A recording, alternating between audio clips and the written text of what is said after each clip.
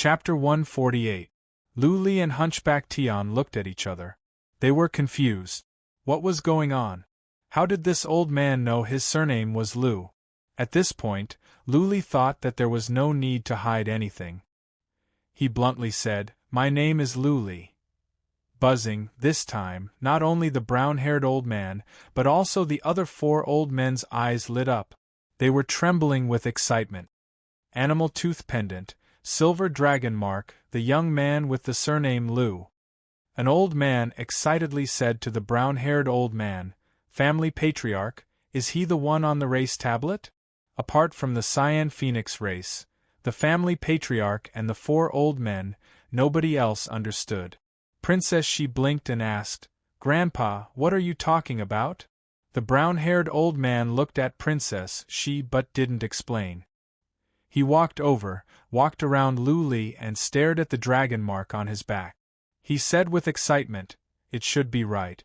If he can activate the ancestral tablet, then he will be the Saint Lord we have been waiting for 5,000 years." What? The Cyan Phoenix race patriarch's words caused an uproar among the nearly 100 people outside the tribe. Many people looked at Lu Li with excitement and disbelief in their eyes. "Grandpa, are you sure you are not mistaken?" Princess She's eyes were filled with disbelief. She pouted and said, "He is so weak, not even as strong as me. How can he be the Saint Lord we have been waiting for 5,000 years? Saint Lord?" Hunchback Tian's eyes were wide open. He looked at Lu Li. Both felt it was funny, ridiculous. If it were not for the fact that the two of them had nothing to gain from them, they would have thought that these old men were putting on a show to trick them for some benefits. Lu Li's identity was not obvious.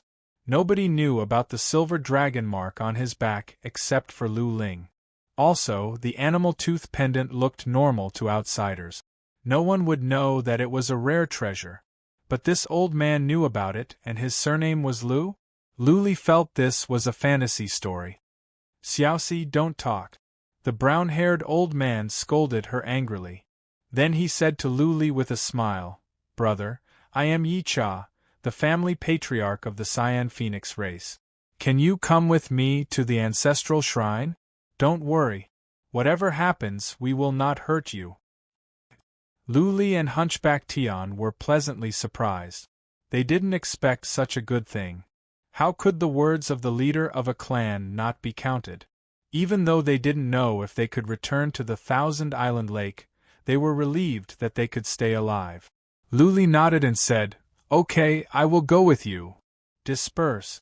Yi Cha, the clan leader of the Cyan Phoenix race, scolded his clansmen and invited Lu Li to move forward with a smile. Lu Li and Hunchback Tian walked towards the tribe in fear and trepidation. Yi Cha stayed by Lu Li's side. The other four elderlies and Princess She actually followed behind them. These pavilions are all very old. Wait for 5,000 years? Could it be that the Blue Phoenix race has lived here for thousands of years? Lu Li walked forward and looked around. He noticed that the pavilions on both sides of the road were old, emitting a sense of vicissitude. Even if it wasn't a few thousand years old, it was at least a few hundred to 1,000 years old. The loft looked old, but it was not dilapidated. Many places had been repaired, and it was neat, clean, and elegant. There were lush trees next to the loft, just like an elf tribe in the forest. There were not many pavilions in the tribe, only several thousand. The population of the Cyan Phoenix race should not be large, maybe 2,000 or 3,000. All the Cyan Phoenix race members were wearing sackcloth, trousers, and skirt. Apart from their pointy ears, they looked no different from the average human beings like Lu Li and Hunchback Tian. After the time for one incense stick to burn, they arrived at an even older pavilion. The outer wall of the pavilion was carved with mysterious patterns. The door was closed, and it felt spooky inside. There was mystery everywhere. Yi Cha pushed open the door of the pavilion and made a gesture to invite Lu Li in. Lu Li threw caution to the wind and walked inside. Yi Cha, the four elderlies, Princess She, and Hunchback Tian followed him. There were not many things in the ancestral shrine. It was an empty hall with many memorial tablets at the top and a stone tablet at the front to the left. The stone tablet was old as well. There were traces of the passage of time on it. How, Hunchback Tian stared at the words on the stone tablet as if he had seen a ghost. He even rubbed his eyes, thinking he had seen it wrong. Luli looked over with curiosity, only to find that the words were different from those at the northern desert. He could only understand the word Lu after a few glances. Princess, she walked over to the stone tablet with curiosity and murmured, "A young man with the surname Lu came down from the sky. He wore a mysterious animal tooth pendant on his neck and a silver dragon mark on his back. He will lead our race back to our ancestral land and restore the glory of our race 10,000 years ago." Princess Yunyanxi's eyes were wide open. She suddenly looked back at Luli and the animal tooth pendant on his neck. She even went to his back in a blur. She stared at the silver dragon mark on Luli's back for a while before she shouted in surprise, "Ah, how come the words on the ancestral tablet are the same as this person's? Grandpa, what is going on?" Luli's body trembled when he heard Princess Xi's words. He suddenly looked at Hunchback Tian and nervously asked, "Hunchback Tian, is the words on the stone tablet really like this?" Hunchback Tian nodded heavily and said, "This is a seal script, an ancient one. The words on it are exactly the same as what the little girl said." "Ridiculous, ridiculous, to hell with it." Luli's eyes were wide open and his mind was in a daze. If it were not for the fact that Hunchback Tian knew this kind of words, Luli would have thought that Princess Xi was talking nonsense. The stone tablet was clearly old. It was weathered and the words were not clear. Needless to say, it was carved many years ago. In other words, Luli was not even born yet. Luli's father and grandpa hadn't been born yet, and the stone tablet had already predicted what would happen today. It predicted that he could enter this small world, that he would wear an animal tooth pendant, that there would be a silver dragon mark on his back, that he would lead the two races back to their ancestral land *T, *T. Luli suddenly shook his head. He rubbed his face to wake himself up. This thing was so ridiculous that he couldn't believe it. "Don't you think it is ridiculous?" Yicha suddenly said. He looked at Luli with a smile and explained, "Buddy, you will know after you hear my explanation. This is not a story, and it is not ridiculous." Luli stared at Yicha. Hunchback Tian also looked over. Luli himself also felt ridiculous. Yicha looked at Hunchback Tian and suddenly asked, "Buddy, have you ever heard of the 10 divine skills?" Hunchback Tian frowned and touched his head. Then he nodded and said, "I think I have. There is one called Heaven's Fighting Skill? But it seems to be lost?" "Yes." Yicha nodded and said, "Many divine skills were lost 10,000 years ago. But 5,000 years ago, an ancestor of the Cyan Phoenix race got half a scroll of the Heaven Augury spell. It was because of the Heaven Augury spell that the Cyan Phoenix race and the Mammoth race could seek fortune and escape in advance. Otherwise, the two races would have been wiped out." "Heaven Augury spell? Heaven Augury spell," Hunchback Tian murmured.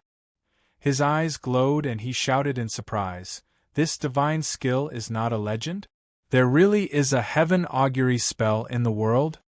"Legend?" Yicha sneered and said, "How can it be a legend? The blood of the ancient god race flows in the human body. The bloodline awakening itself is one of the divine skills, called the heaven-defying skill. Think about it.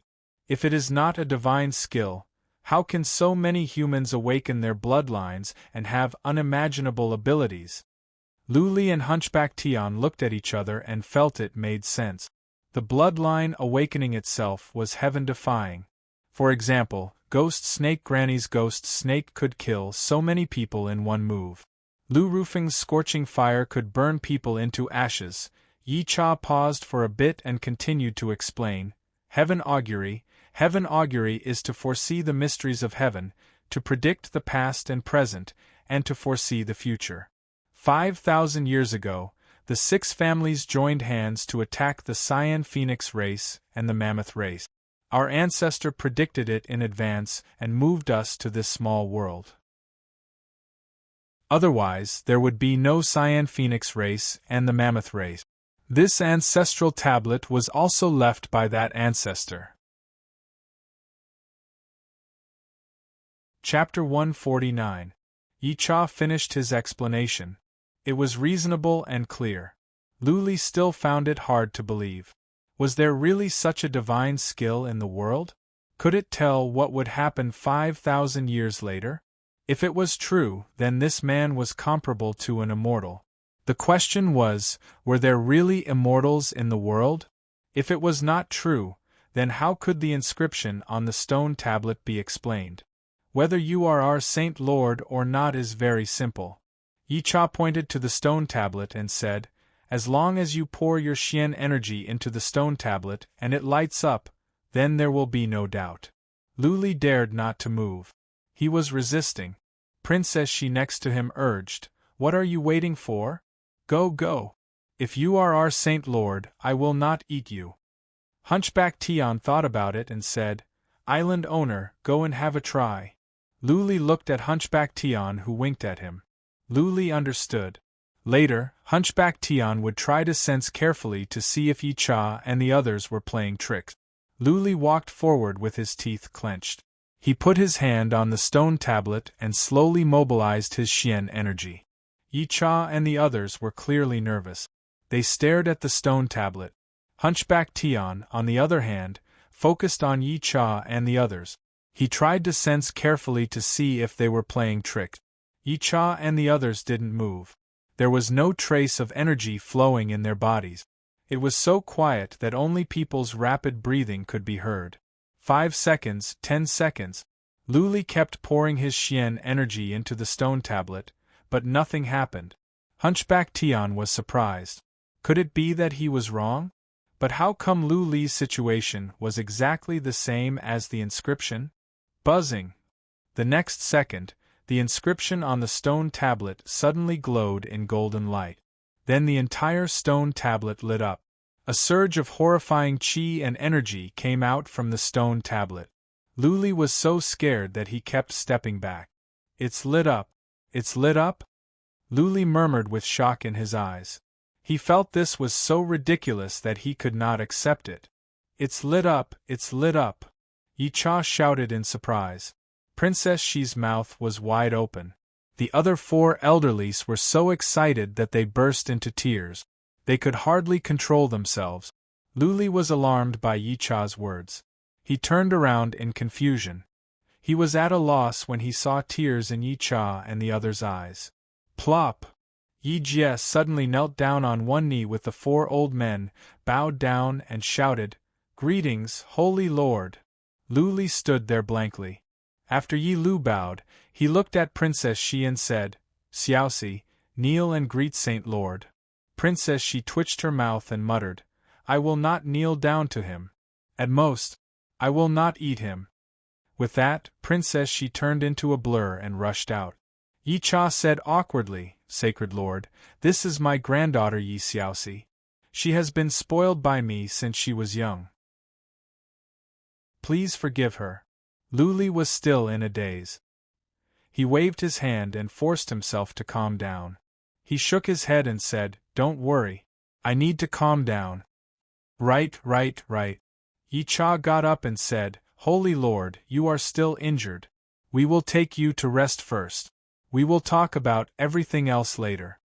Yi Cha took Lu Li's hand in a friendly manner and led him to a big pavilion nearby. She settled Lu Li and Hunchback Tian in a small yard. Yi Cha also asked someone to bring over some herbs, saying that it could heal wounds. Then Yi Cha asked someone to bring over many delicacies and some clean sackcloth. Only then did he leave with the several excited old men. He asked Lu Li to rest, stabilize his emotions, and sort out his messy thoughts. Lu Li didn't eat any of the delicacies on the table. The herbs were of no use either. He took some healing pellet. He only suffered some superficial wounds, and he was almost recovered. He sat in the room in a daze for the time for one incense stick to burn before he looked up at Hunchback Tian and said, "Do you believe this?" "No." Hunchback Tian shook his head and then added, "The thing is, how do you explain the inscription? I know these words. It really says your animal tooth pendant, and there is a silver dragon mark on your back. The most important thing is that your surname is Lu." Lu Li was indifferent. He had no words to refute. Hunchback Tian thought about it and said, "The 10 divine skills do exist. I have heard of the heaven augury spell. If it is the real heaven augury spell, it is not impossible. After all, it is a divine skill." Lu Li asked with a frown, "What is a divine skill?" Hunchback Tian explained, "Divine skill, of course, is the skill of immortals. It is the means that immortals have. In the ancient times, it is said that many immortals were born in our world, and they had unimaginable powers. Later on, for some unknown reason, all the immortals passed away, but they left behind the 10 divine skills. I heard that anyone who has one of the 10 divine skills can look down upon all the heroes and become the most powerful warrior in the world. There is a chance that they can break through the void and become immortal." Lu Li asked back, "A legend is a legend after all. Also, you know the Cyan Phoenix race?" Hunchback Tian nodded and said, "Many people at the northern desert must have heard of it. After all, it was one of the overlords of the Central Plains. The Cyan Phoenix race has the freakiest speed unrivaled in the world. Those golden giants are of the mammoth race. They have been following the Cyan Phoenix race. The Cyan Phoenix race and the mammoth race are said to be the perfect partners. Because one has the most powerful strength and the other has the freakiest speed.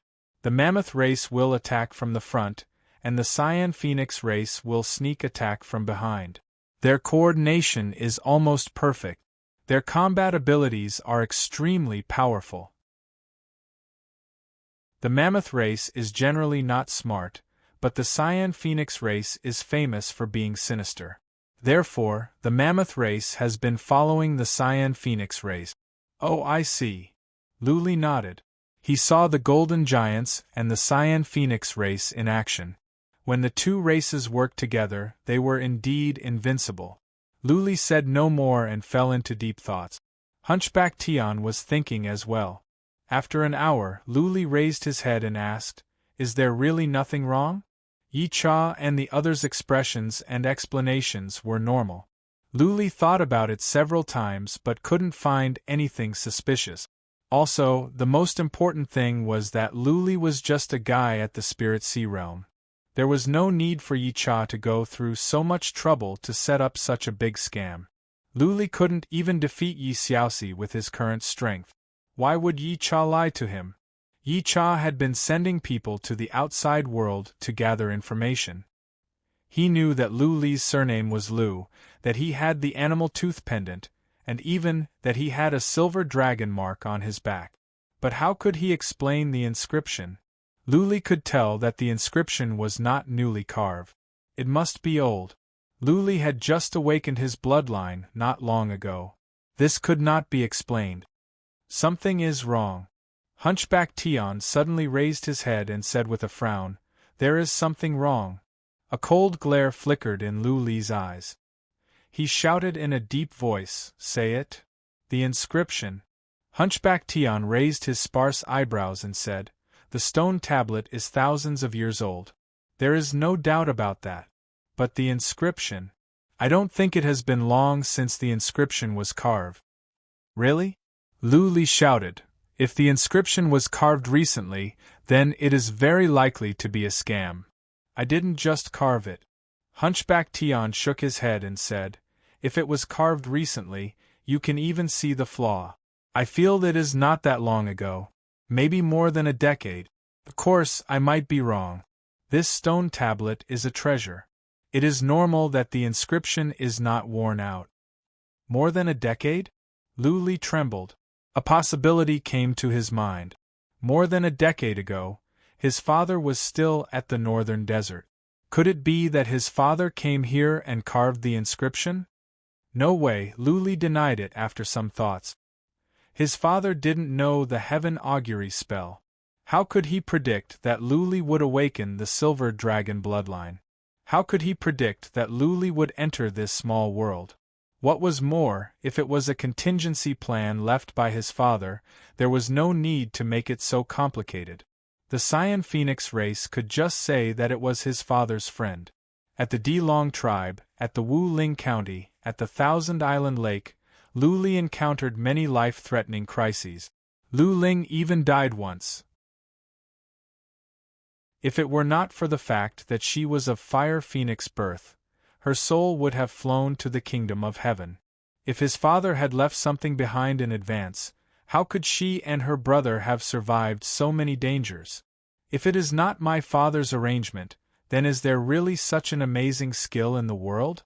Am I really the Saint Lord of the Cyan Phoenix race? In the future, I can lead the Cyan Phoenix race back to their ancestral land? To rebuild their glory? Luli was completely lost. P.S. First of all, I want to apologize. We said that we could only do 4 chapters tomorrow. Don't be in a hurry to curse. The time has been changed. It was made by the higher-ups. The old demon was incompetent, so the time was changed to 12 o'clock at noon on the 5th. Originally, the old demon planned to do 10 to 12 chapters. Since it was delayed by 1 day, the old demon decided to make it up to everyone and do 20-plus chapters. Chapter 150. By dusk, Luli still couldn't figure it out. A maid came to report that Yi Cha had prepared a banquet and would come to invite Luli in person later. Luli shook his head to get rid of the messy thoughts in his mind. He decided not to think about it anymore. Anyhow, this matter was to his advantage. His life would not be in danger. Instead, he had a group of henchmen. What was the truth? It didn't matter. At least on the surface. He was the Saint Lord of the Cyan Phoenix race and the Mammoth race. It was better to be a master than to be eaten. Any scheme must have benefit. What could the Cyan Phoenix race gain from him?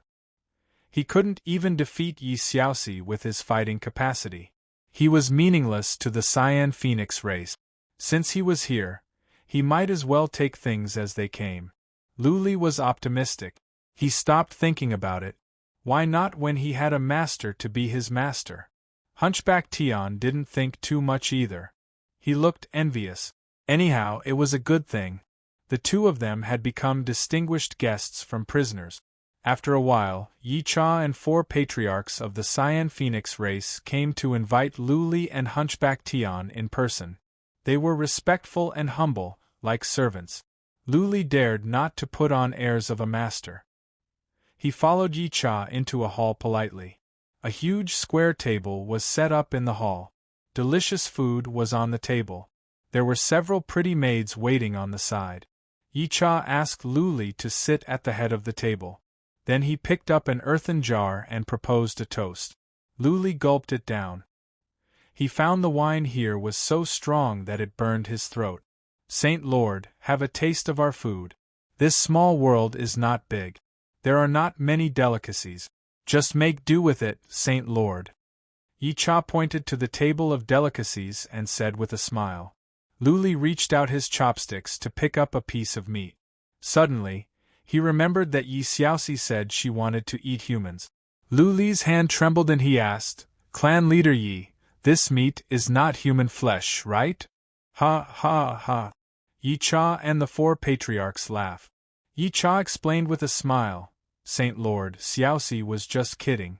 We of the Cyan Phoenix race do not have the habit of eating humans. These are just to scare people. She has been naughty since she was little. Sorry, Saint Lord. Oh, I see. Luli put his mind at ease and ate a piece of meat. It melted in his mouth, and he felt a warm current coming from his stomach. He felt comfortable all over. He was surprised and asked, Clan leader Yi, what is this meat? I think it's very nourishing. Yi Cha said lightly, this is the meat of a 4th-level Xian beast, Heavenly Phoenix. It invaded our tribe 2 days ago, and was killed by 4th with 1 slash. The heavenly phoenix's meat can nourish your chi and blood and strengthen your body. You should eat more. Lu Li and Hunchback Tian looked at each other. Their mouths twitched. Killing a fourth-rank Xian beast in one move meant that the fourth patriarch of the Cyan Phoenix race had definitely reached the Eternal Realm. Lu Li thought about it and asked out of curiosity, "Clan leader Yi, there is something I don't know if it is convenient for me to ask? We have no secrets from the Sacred Lord." Yi Cha said very sincerely, "What does the Saint Lord want to ask? We will tell you everything we know." Lu Li nodded and asked, "What realm are you at?" Yi Cha answered without hesitation, "The 5 of us are all at the peak of the Eternal Realm. It is a pity that we lack some mystical materials in this small world. Otherwise we would have forged our fate bead and reached the Noble Lord Realm." Noble Lord Realm? Lu Li and Hunchback Tian were shocked. Noble Lord Realm warriors were the most powerful ones at the Northern Desert. There were no human sovereign realm warriors at the Northern Desert. Noble Lord Realm warriors were the supreme ones. However, there were 5 powerful warriors that could reach the Noble Lord Realm at any time. What about the Mammoth race? How is it over there? Hunchback Tian asked out of curiosity. Lu Li added, "Don't the Mammoth race live with you? They are in the mountains to the west, only 3 miles away from here." Yi Cha said, pointing to the west. Then he explained after some thoughts, "The clan leader and 3 patriarchs of the Mammoth race have reached the peak of the Eternal Realm as well. They also lack some mystical materials, so they cannot forge their fate bead and make the breakthrough." 3. Hunchback Tian exclaimed. The 2 races had 9 warriors at the peak of the Eternal Realm. If they could get out of the Northern Desert, they could easily defeat many families and forces. Once they all made the breakthrough, they could even fight against 5th-rank royal families. Lu Li digested the information and ate some meat. Then he asked the most important question, "Clan leader Yi, can we get out of this small world? We came from the Thousand Island Lake at the Northern Desert. Can we go back?" Yi Cha nodded and said, "Since you can come in, you can go out. You touched the teleportation inhibition formation and teleported to a place. There must be a teleportation inhibition formation nearby. Later, I will send someone to look for it. Don't worry, Saint Lord. You can leave whenever you want." Okay. Lu Li and Hunchback Tian were relieved. The weight in their minds was lifted. They enjoyed the delicacies with peace of mind. Lu Li drank with the other patriarchs. Then he remembered what Yi Cha said and asked with confusion, "Send someone to look for the teleportation inhibition formation? Clan leader Yi Cha, you haven't gone out in the past 5,000 years?" "No." Yi Cha said with bitterness in his eyes, "Our forefathers left us with instructions that we cannot go out without you, Saint Lord.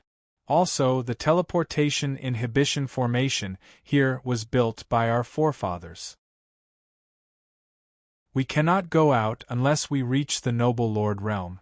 It just so happens that this small world is lacking some mystical materials. Therefore, for thousands of years, none of our disciples have gone out. Of course, even if we could reach the Noble Lord Realm, we still wouldn't dare to go out." Yi Cha paused for a bit. His expression became even more gloomy. He sighed and said, "The enemies of our 2 races are too powerful. Once our people go out, our 2 races will be wiped out immediately." Lu Li frowned and asked in confusion, "Clan leader Yi, since you haven't gone out, how do you know that your enemies are still here? What if they are wiped out? What if they are in decline?" "Wiped out? That is impossible." Yi Cha shook his head and said with a smile, "Saint Lord, you don't know how powerful our enemies are. They stand at the peak of the Central Plains, the most powerful family in the world. How can such a powerful family be wiped out after only a few thousand years? Also, the enemies of our 2 races are not just one family, but six of the 10 most powerful families of the Central Plains." Lu Li touched his nose in embarrassment. It was said that the Central Plains was the largest land in the world, dozens of times larger than the Northern Desert. The Central Plains was the place with the most powerful warriors in the world. Any powerful family from the Central Plains could sweep across the northern desert. But the enemies of the Cyan Phoenix race and the Mammoth race were 6 of the 10 most powerful families of the Central Plains. Luli, as their Saint Lord, was going to take them back to their ancestral land and restore their glory? In other words, Luli was going to help the 2 races fight against the 6 most powerful families of the Central Plains? On this thought, Luli frowned and the corner of his mouth twitched. He couldn't even go to the Central Plains now, let alone fight against the 6 families. Any sweeper from the 6 families could kill him with one slap. Yicha looked at Luli and vaguely guessed what he was thinking. Yicha smiled and said, "Saint Lord, don't feel too much pressure. You are still young and we have enough patience to wait for you to rise up. Saint Lord, since you are the one our ancestors predicted with the heaven augury spell, then one day you will rise up.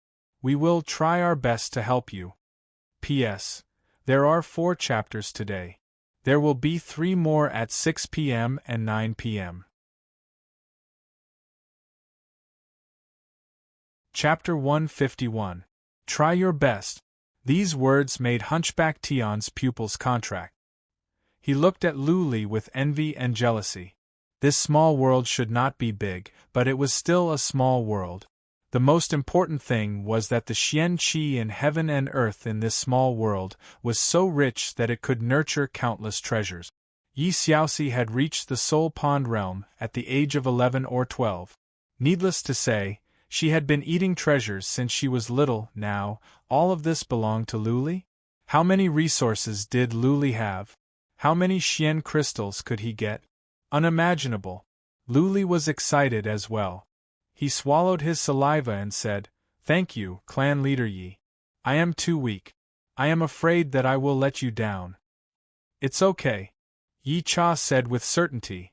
"Saint Lord is the chosen one by our ancestors. We will not blame you even if you cannot bring our 2 races back to our ancestral ground. As long as you try your best and remember our 2 races, it will be fine." Okay. In this way, Luli would feel less pressure. Either way, it was all good for him now. As for the future, he would think about it later. If he could help the 2 races, he would definitely do so. He would return the favor with a gushing spring. Coo, Hunchback Tian swallowed his saliva and asked nervously, "Clan leader Yi, do you have any mystical materials to build fate wheels?" Yi Cha glanced over to Hunchback Tian and casually said, "Yes, I have all the mystical materials to build fate wheels for hundreds of times." Hunchback Tian became excited at once. He looked at Luli. It was clear that he wanted Luli to get some materials for him. He wanted to try to reach the fate wheel realm right away. Luli ignored Hunchback Tian's look. Luli was still brooding over the fact that Hunchback Tian ran away without him in the woods. Asking Luli for mystical materials for him? No way. Luli even thought about asking Hunchback Tian to get lost after they got out. Yi Cha glanced over to Luli and then to Hunchback Tian. He seemed to have guessed something. He looked at Hunchback Tian with a faint smile and said, "You have tried to reach the fate wheel realm many times, haven't you? Your vitality is damaged. You can never build a fate wheel for the rest of your life even if you have endless materials." Hunchback Tian's expression changed. His eyes flickered as he cupped his hands and said, "Clan leader Yi, please teach me." "No need," Yi Cha smiled faintly and said, "If I help you, you can cast a life wheel in 3 days." Boom. Hunchback Tian's mind was like a thunderclap. His old body shook violently, and he almost knelt down to Yi Cha. He stood up, cupped his hands and said, "Clan leader Yi, please help me. I, Hunchback Tian, will remember the Cyan Phoenix race's great kindness and will never forget it for the rest of my life. It's no use begging me." Yi Cha waved his hand. He looked at the elder of the Blue Phoenix clan and said, "Third brother, take him out first. I need to talk to the Holy Lord." A patriarch made an inviting gesture. Hunchback Tian looked at Luli anxiously. However, the latter didn't even look at him. Hunchback Tian could only follow him out. Saint Lord. After Hunchback Tian left, Yi Cha looked at Lu Li and said, "How is this Hunchback Tian related to Saint Lord? Do you need me to help him?" "No." Lu Li rolled his eyes and said, "He is an ungrateful person. I was almost killed by Xian beasts in the forest, but he ran away by himself. What's the use of helping a person like him?" Yi Cha could tell that Lu Li was unhappy with Hunchback Tian. He thought about it and said, "How about this? I plant soul worms in Hunchback Tian's head, make him listen to you completely, and then help him cast a life wheel. Young master, it will be safer if there is a Fate Wheel Realm warrior protecting you when you go out. After all, we cannot go out now." "Soul worms?" Lu Li's eyes twitched and he said, "I don't think that's a good idea. Once soul worms were planted, Hunchback Tian would become a slave just like the green dwarfs. It wouldn't be a big deal if Hunchback Tian was an alien race, but Lu Li felt it was a bit cruel since they were both humans." Yi Cha smiled without saying anything. Instead, he asked someone to get Hunchback Tian in. When Hunchback Tian came in, Yi Cha cut to the chase and said, "Hunchback Tian, I can help you reach the Fate Wheel Realm. I can even provide you with endless mystical materials. If you can, we can help you reach the peak of the Eternal Realm." Hunchback Tian felt happiness came too suddenly. He was about to kneel down when Yi Cha sneered and said, "Don't be in such a hurry to thank me. I have conditions." Hunchback Tian nodded and said, "Clan leader Yi, please say it." Yi Cha pointed to Lu Li and said, "I want to plant soul worms in you. You will be my Saint Lord's slave for 100 years. After that, you will be set free. I will not force you. You can make your own choice." "Soul worms?" Hunchback Tian shouted in surprise. He was scared out of instinct. With soul worms planted, his life would be in someone else's hands. Many powerful warriors would rather die than to be planted with soul worms. Okay. However, Hunchback Tian made up his mind after just the time for a few breaths. He didn't have much time left in his life. If he couldn't reach the Fate Wheel Realm, he would die of old age. Casting one Fate Wheel would give him 500 years of life. 2 would give him 1,000 years of life. Being Lu Li's slave for 100 years was nothing. What was more, the Cyan Phoenix race and the Mammoth race were all Lu Li's subordinates now. It was not shameful for Hunchback Tian to be Lu Li's servant.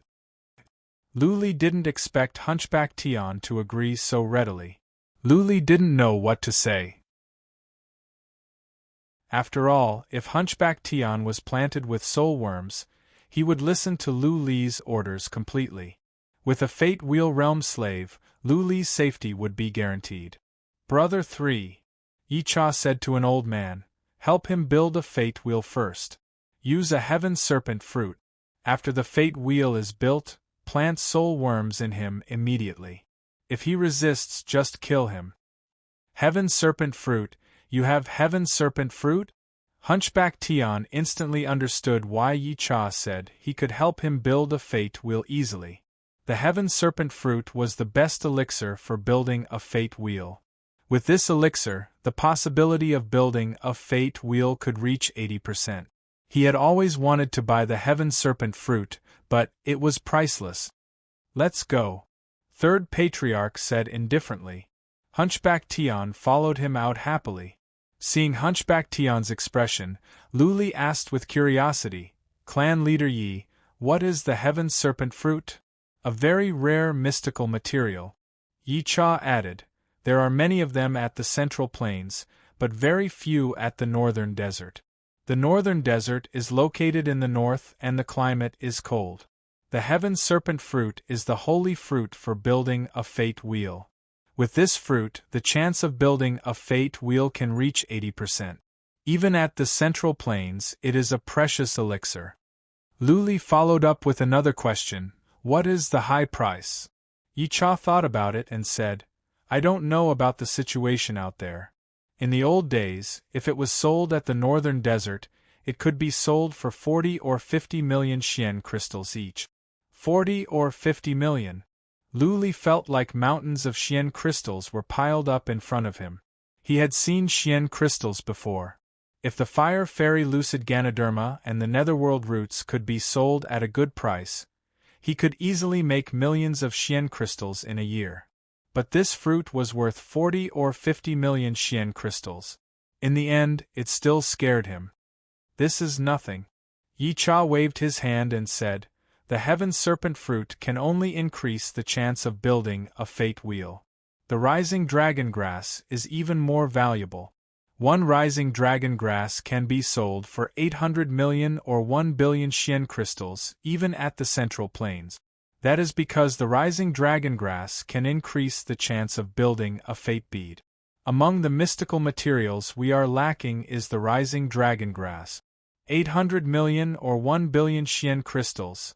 Lu Li was speechless. Once again, he felt the importance of family forces. How could a warrior alone get so many Xian crystals? How could he afford so many precious mystical materials? This was just one of the mystical materials needed to reach the Noble Lord realm. How many mystical materials were needed to reach the human sovereign realm? Tens of billions? How many mystical materials were needed to reach the peak of the human sovereign realm? Unimaginable.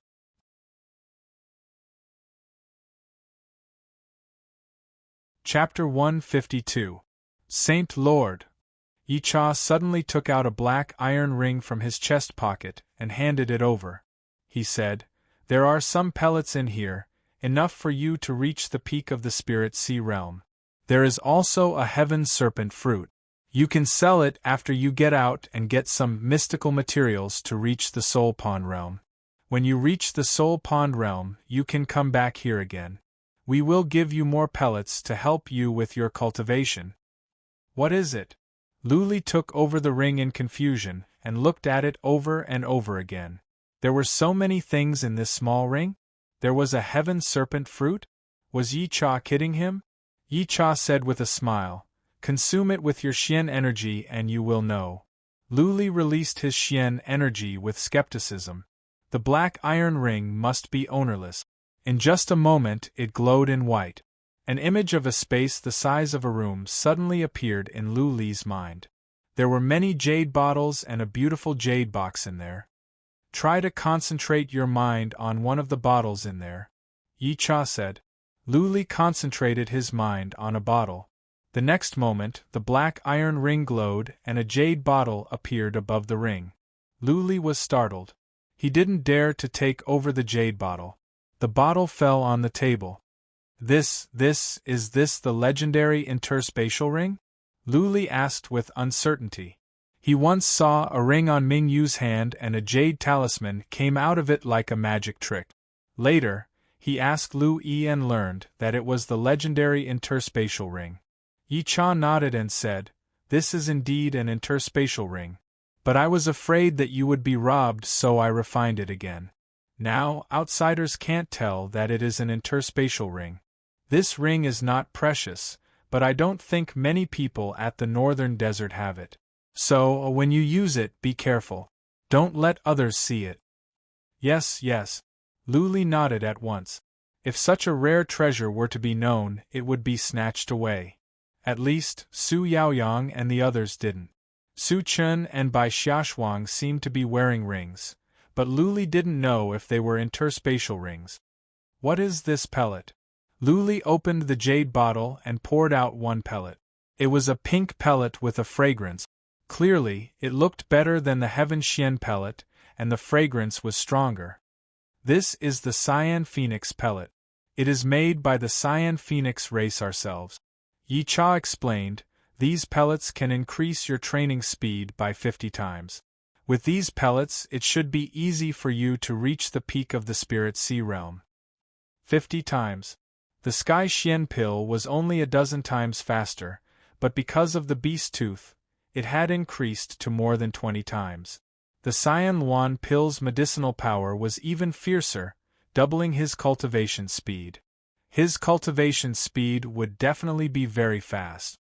Thank you, clan leader Yi. Lu Li stood up and bowed. Yi Cha helped Lu Li up with a smile and said, You are the one chosen by our ancestors, so you are our Saint Lord. Not to mention this small amount of pills, we can give all the spiritual materials our clan has to the sacred leader. However, the Holy Master is too weak right now. If we give it to the Holy Master, it will only harm you. And then, Lu Li understood what Yi Cha meant. He thought of the heaven serpent fruit in his ring and said, Clan leader Yi, give me a heaven serpent fruit. I will be coveted if I sell it. One heaven serpent fruit was worth 40 to 50 million Xian crystals, and there was no market for it. If Lu Li sold it, he would be found out and hunted down. This is a problem. Yi Cha thought about it and asked tentatively, How about, Saint Lord, you cultivate to the peak of the eternal realm here before you go out? We can provide you with all the resources you need for cultivation. As long as you are talented, Saint Lord, you can reach the peak of the eternal realm in 30 years at most. 30 years? Lu Li shook his head. It was too long. What if he stayed at the Lu family all the time? Without him, the Lu family would not be able to grow blood caterpillar fruits, fire fairy lucid Ganoderma and netherworld root. Without Xian crystals, without Hunchback Tian and green dwarfs, the Lu family would be destroyed by other forces soon. What was more, what if Lu Ling came back to find him? If she could not find him, would she commit suicide out of sadness and despair? 30 years was too long. Lu Li had not completely let down his guard against the Cyan Phoenix race. He dared not to stay here for too long. Seeing that Lu Li refused, Yi Cha thought about it. Suddenly, his eyes lit up and he said, I got it. Brother 2, go and get me the ghost mask. Sure. An old man flew out like a ghost, and came back in just a moment with a black mask that looked like a ghost in his hand. Yi Cha handed it to Lu Li and said, This is a heaven-grade Xian artifact. Put it on after you refine it. Apart from warriors of the noble lord realm, nobody can see your real face or detect your realm. Good stuff. Lu Li took it over and poured his Xian artifact into it. After a while, the mask glowed in white. Lu Li put it on. The mask stuck to his face and could not fall off. Lu Li didn't feel any weight, as if he was not wearing anything at all. His entire face was covered by the mask, only his eyes could be seen. Also, he felt that there was a strange qi and energy coming from him that made him cold. Lu Li grabbed the mask and it fell off. He touched the mask, feeling the metal texture and the mysterious lines. Even though he didn't ask anyone to identify it, he already believed that it was a heaven-grade Xian artifact. Lu Li felt embarrassed. Lu Li felt embarrassed. He scratched his head and said, Clan leader Yi, what can I do for you now? If I can help, I won't say no. No. Yi Cha shook his head with a smile and said, Saint Lord, your task now is to cultivate. When you reach the Fate Wheel realm, you can help us. Fate Wheel realm? Lu Li didn't understand. His realm was neither too high nor too low. What could he do? Yi Cha explained, We need to buy some mystical materials to help us reach the noble lord realm, like the rising dragon grass. But Saint Lord, you are too weak now. Once you bring a large number of precious mystical materials to sell, you will attract unwanted attention. You will be harmed instead. Oh, I see. Lu Li understood now. At the end of the day, the Cyan Phoenix race thought that he was too weak. If they gave him expensive mystical materials, they would be robbed before he could sell them. His life would be in danger as well. Is it possible that Yi Cha has set up a trap? His real purpose is to get me to sell the mystical materials for him and then trade for the mystical materials needed for the breakthrough? They can only get out of this small world after they reach the noble lord realm. An idea flashed across Lu Li's mind. But he denied it. Hunchback Tian was about to be implanted with soul worms. The Cyan Phoenix race could easily control Hunchback Tian to sell the mystical materials for them and then buy what they needed. There was no need to go through so much trouble. While they were chatting, one of the Cyan Phoenix race suddenly walked in and whispered something to Yi Cha. Yi Cha said with a smile, Saint Lord, the inhibition formation has been found. You can go out at any time. How about you go out after Hunchback Tian reaches the Fate Wheel realm? Okay.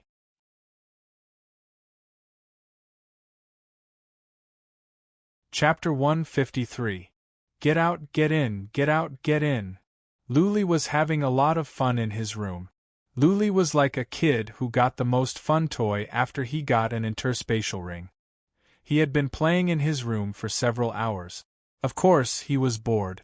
Hunchback Tian was in closed-door cultivation to reach the Fate Wheel realm, and Yi Cha said he would show Luli around. But Luli didn't want to talk too much with Yi Cha. He felt uneasy. There was no unfounded hatred or unfounded love in the world. Luli felt conflicted and put up his guard when someone was being too nice to him all of a sudden. Ever since he was a kid, Luli had been treated with contempt, mockery, and humiliation. Apart from Lu Ling and his sixth granduncle, nobody was nice to him. He was used to not relying on others. Now, a Cyan Phoenix race came out of nowhere. Just because of one sentence on the tablet, Luli was regarded as a Saint Lord. Luli was not used to Yi Cha giving him interspatial rings, pellets, and heaven serpent fruits worth 40 to 50 million Xian crystals. He felt awkward. He was even afraid to get in touch with Yi Cha, fearing that Yi Cha might have ulterior motives. Apart from eating, Luli stayed in his room every day. He couldn't even sleep well.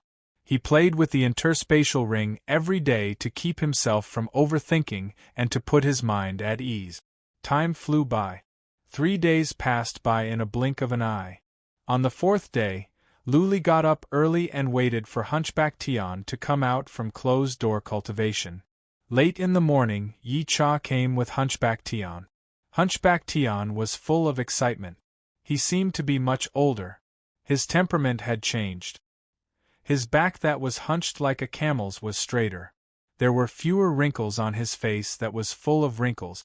You made the breakthrough? Luli asked in surprise. Hunchback Tian nodded and said, I reached the peak of the Soul Pond realm 100 years ago. I tried for 87 times but all failed. Now I finally made the breakthrough. I don't have to die, I don't have to. One fate will could add 500 years to one's life.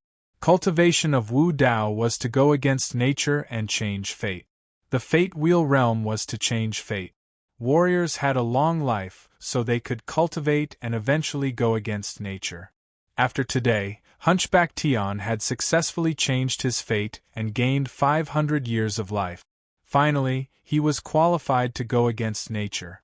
Yi Shi handed over a jade talisman and said, Holy Lord, this is his soul talisman. Refine it and he will be your slave in the future. Luli didn't refuse. He consumed the soul talisman right away. Hunchback Tian got down on one knee and said, Greetings, master. Yes. Luli nodded and said, I will give you back your freedom in 100 years. If I die in battle, I will give you back your freedom before I die. Hunchback Tian nodded. After spending some time with Luli, he had some understanding of Luli's character. What was more, now that Luli had so many powerful warriors of the Cyan Phoenix race and the Mammoth race as his subordinates, Luli might not think much of him in the future. Everything was fine now. Luli felt uneasy staying here, so he simply said that he wanted to go out. Yi Cha tried to persuade Luli to stay but Luli insisted. Yi Cha had to see Luli out in person. Several patriarchs followed Luli out. Luli couldn't refuse, so he followed Yi Cha to the outside of the tribe. Walking past the tribe, Luli found nobody in the tribe. When he walked out of the main gate of the tribe, he found that it was densely packed with people. There were at least 2,000 to 3,000 of them, all standing orderly and silent. Mammoth race. In the distance, there were countless golden giants standing like many stone pillars. It was depressing to look at them. Luli looked at Yi Cha, who said with a smile, They are here to see you off, Saint Lord. Plop. All the people in front of him, young and old, men and women, got down on one knee, bowed and shouted, Goodbye, Saint Lord. Bang. More than 1,000 golden giants knelt down, which made the ground outside the tribe shake. The golden giants' voices were low and husky, but in unison, "Goodbye, Saint Lord." Shocking. Luli was shocked to the depth of his soul. At this moment, he felt the sincerity of the Cyan Phoenix race and the Mammoth race. An inexplicable feeling rose in his mind. It was as if he had become a supreme king and the people kneeling in front of him were his subjects. He didn't feel complacent. Instead, he felt some pressure. The thousands of people on his shoulders made him more courageous. If these people really treated him as their Saint Lord and helped him without reservation, then he would have the responsibility and obligation to lead them back to their ancestral land and restore the glory of the two races. The road was long and far. It might be a road of no return. His power was so weak. Could he really shoulder such a heavy burden? Could he live up to the 5,000 years of waiting of the Cyan Phoenix race and the Mammoth race? Luli didn't know, but he swore to himself that if the two races really treated him as their Saint Lord and helped him without reservation, he would devote his entire life to help the two races. Yi Cha saw the mixed feelings in Luli's eyes. He put on a comforting smile and said calmly, "Saint Lord, let's go." Luli left in silence. The Cyan Phoenix race and the Mammoth race didn't get up. They stayed on the ground without moving, as if they were seeing off their king. Yi Cha took Luli and ran to the top of the mountain. The four patriarchs and Hunchback Tian followed them closely. On the peak, Luli looked back and saw that the people were still on their knees. There were so many of them, like the most devout believers. Somehow, he felt a lump in his throat and his soul was trembling. He didn't say anything. It would be pretentious to say too much at the moment. A man could not say many things. He just had to do it. Yi Cha was fast. He took Luli and ran towards the direction of the forest where they appeared. Luli had witnessed the freakish speed of the Cyan Phoenix race. He could not keep his eyes open. All he could hear was the wind whistling in his ears. In the blink of an eye, they were more than 30 miles away. In the time for 3 incense sticks to burn, Yi Cha stopped outside the forest. The golden giant called Dummy took an hour to bring them back, which showed how fast Yi Jie was. Hunchback Tian was being carried as well. Otherwise, he wouldn't have been able to keep up. Yi Cha looked into the forest and shouted, "Dummy, Xiaoxi, come out!" A giant poked his head out from the forest. On the giant's shoulder was a pretty little girl with braids. She pouted her mouth. She ran over in a blur and said, "Grandpa, I want to go out and have a look. I will follow the Saint Lord and not run around, okay?" Yi Cha shook his head and said, "It's not that I don't want you to go out. It's just that we can't. If you want to go out, you have to reach the Noble Lord realm. Dummy, take Xiaoxi back." Dummy listened to Yi Cha. He grabbed Xiaoxi with his huge hand and ran towards the distance. Yi Cha brought Luli deeper into the forest. They ran into some Xian beasts on the way, but they ran away in fright when they sensed the qi and energy of Yi Cha and the others. After a while, Yi Cha and the others arrived at the forest where Luli and Hunchback Tian appeared. The ground here was dug up, revealing a white jade stone that was exactly the same as the one in the underground lake. "Young master, if you want to come back, you can teleport back here at any time. If there are people chasing after you, you must come back immediately. When you reach the Soul Pond realm, you must come back." Yi Cha said something to which Luli nodded. He and Hunchback Tian walked onto the stone. Yi Cha poured out some Xian energy. The white stone emitted a glaring white glare. Soon, the two disappeared from the stone and were teleported away. Family Patriarch. After Luli and Hunchback Tian left, the 4 patriarchs all looked at Yi Cha. One of them asked, "Can he really take us back to our ancestral ground?" "Yes," Yi Cha said with certainty. "His surname is Lu. He has the animal tooth pendant and the silver dragon bloodline. His future is limitless. I think it won't be long before he will take us back to the Central Plains and take back our ancestral ground. P.S. Tomorrow at noon, please be on time. The big fight will begin.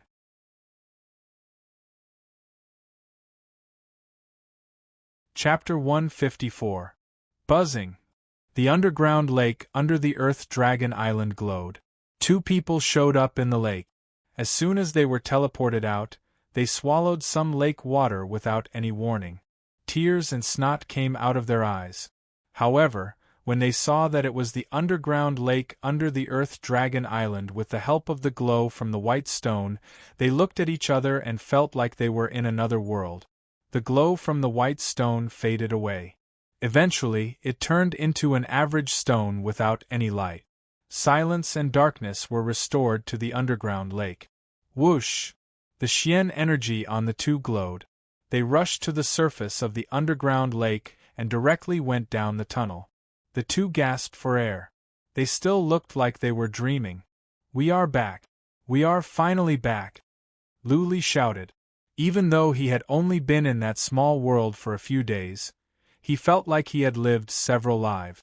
What happened in there was so ridiculous. At first, the 2 thought they were going to stay in there forever.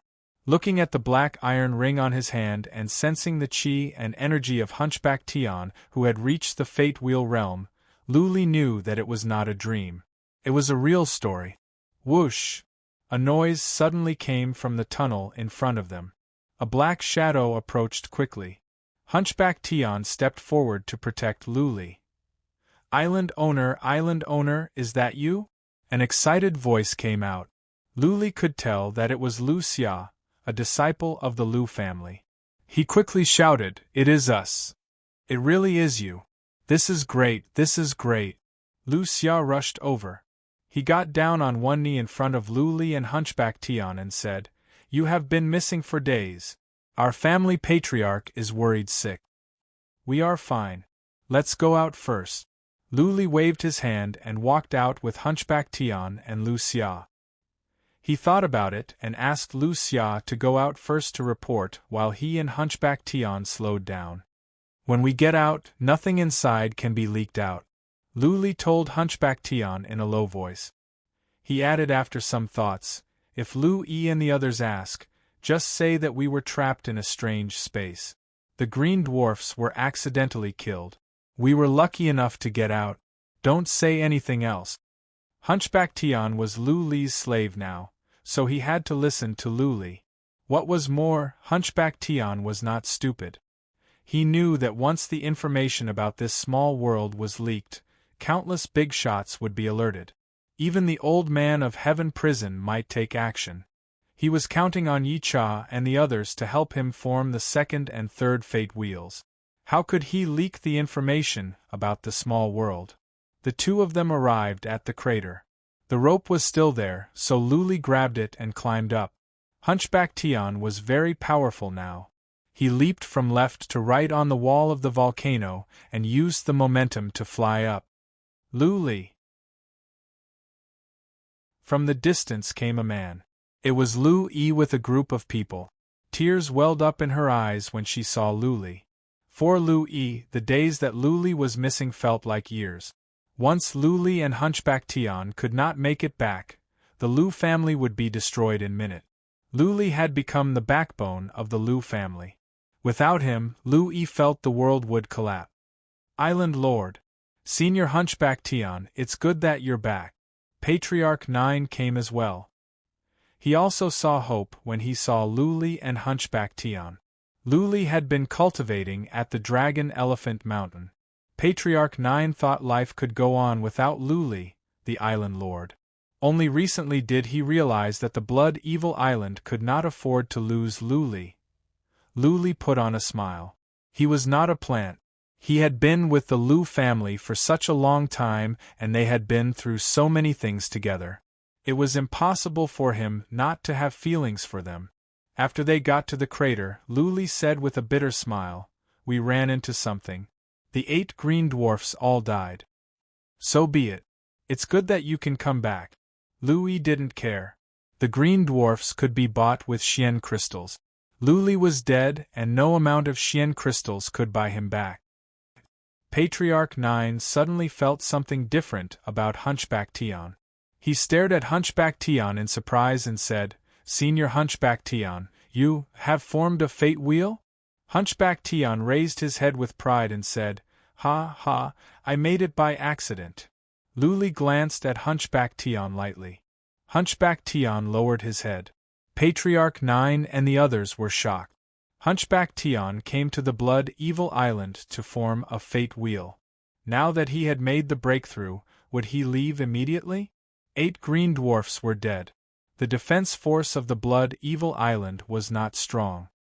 "Let's go back first." Luli waved his hand and led the others back to the Blood Evil Island. Along the way, Luli asked around and learned that the Earth Dragon Island was fine. Patriarch 7 and Patriarch Lu hadn't come back yet. Everything else was normal. Patriarch 7 and the others went to the Shunfeng City, at the south of the Thousand Island Lake. It was a long way and it would take them at least half a month to get there. Luli didn't think it was strange. Back at the Blood Evil Fortress, Lu Yi and the others naturally asked where they went. Both Lu Yi and Patriarch 7 went down to check the underground lake but found nothing. The white jade stone lost its luster after they were teleported away. Those who checked thought it was just an average stone, so they didn't pay much attention. Hunchback Tian dared not to say anything. Luli casually said that they triggered a mysterious inhibition formation. The two of them were teleported into a mysterious space in a daze and were trapped in there for several days. Luli also told them not to go to the underground lake in case they triggered the inhibition formation again. It was pitch dark in the mysterious space. It was horrifying. Hunchback Tian and Lu Yi almost lost their minds. Patriarch 9 was surprised.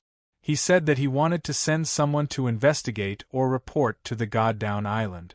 Luli stopped him in an overbearing manner. He said that the eruption of the volcano might be triggered by the mysterious inhibition formation. If Su Chen and the others went to investigate and triggered the inhibition formation, it would be troublesome if the Blood Evil Island was destroyed. Patriarch 9 was scared.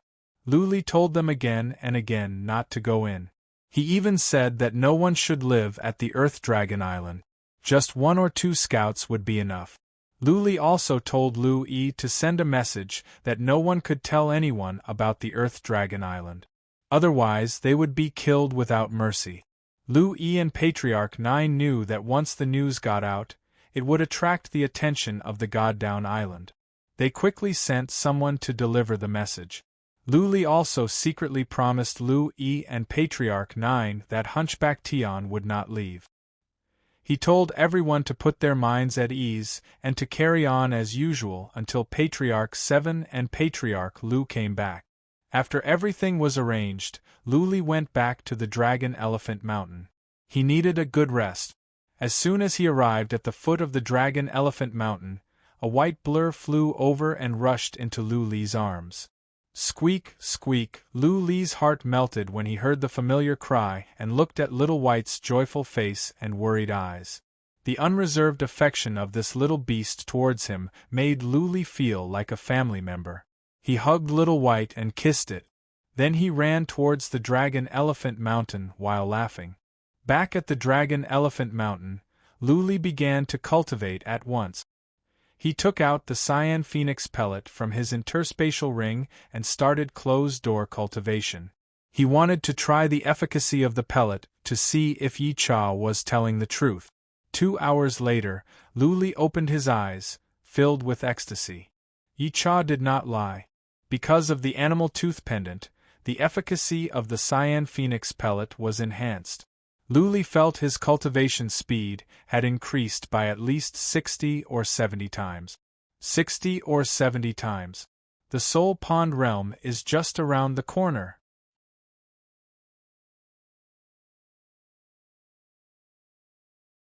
Chapter 155. 60 or 70 times. What kind of speed was that? It should have taken Luli 3 years to reach the middle stage of the Spirit Sea realm from the initial stage. After he took the Heaven Xian pellet, his speed was increased by more than 20 times.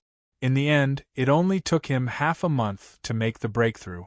If he had the Cyan Phoenix pellet, He could have made the breakthrough in more than a dozen days at most. The difference between cultivating with resources and those without was like heaven and earth.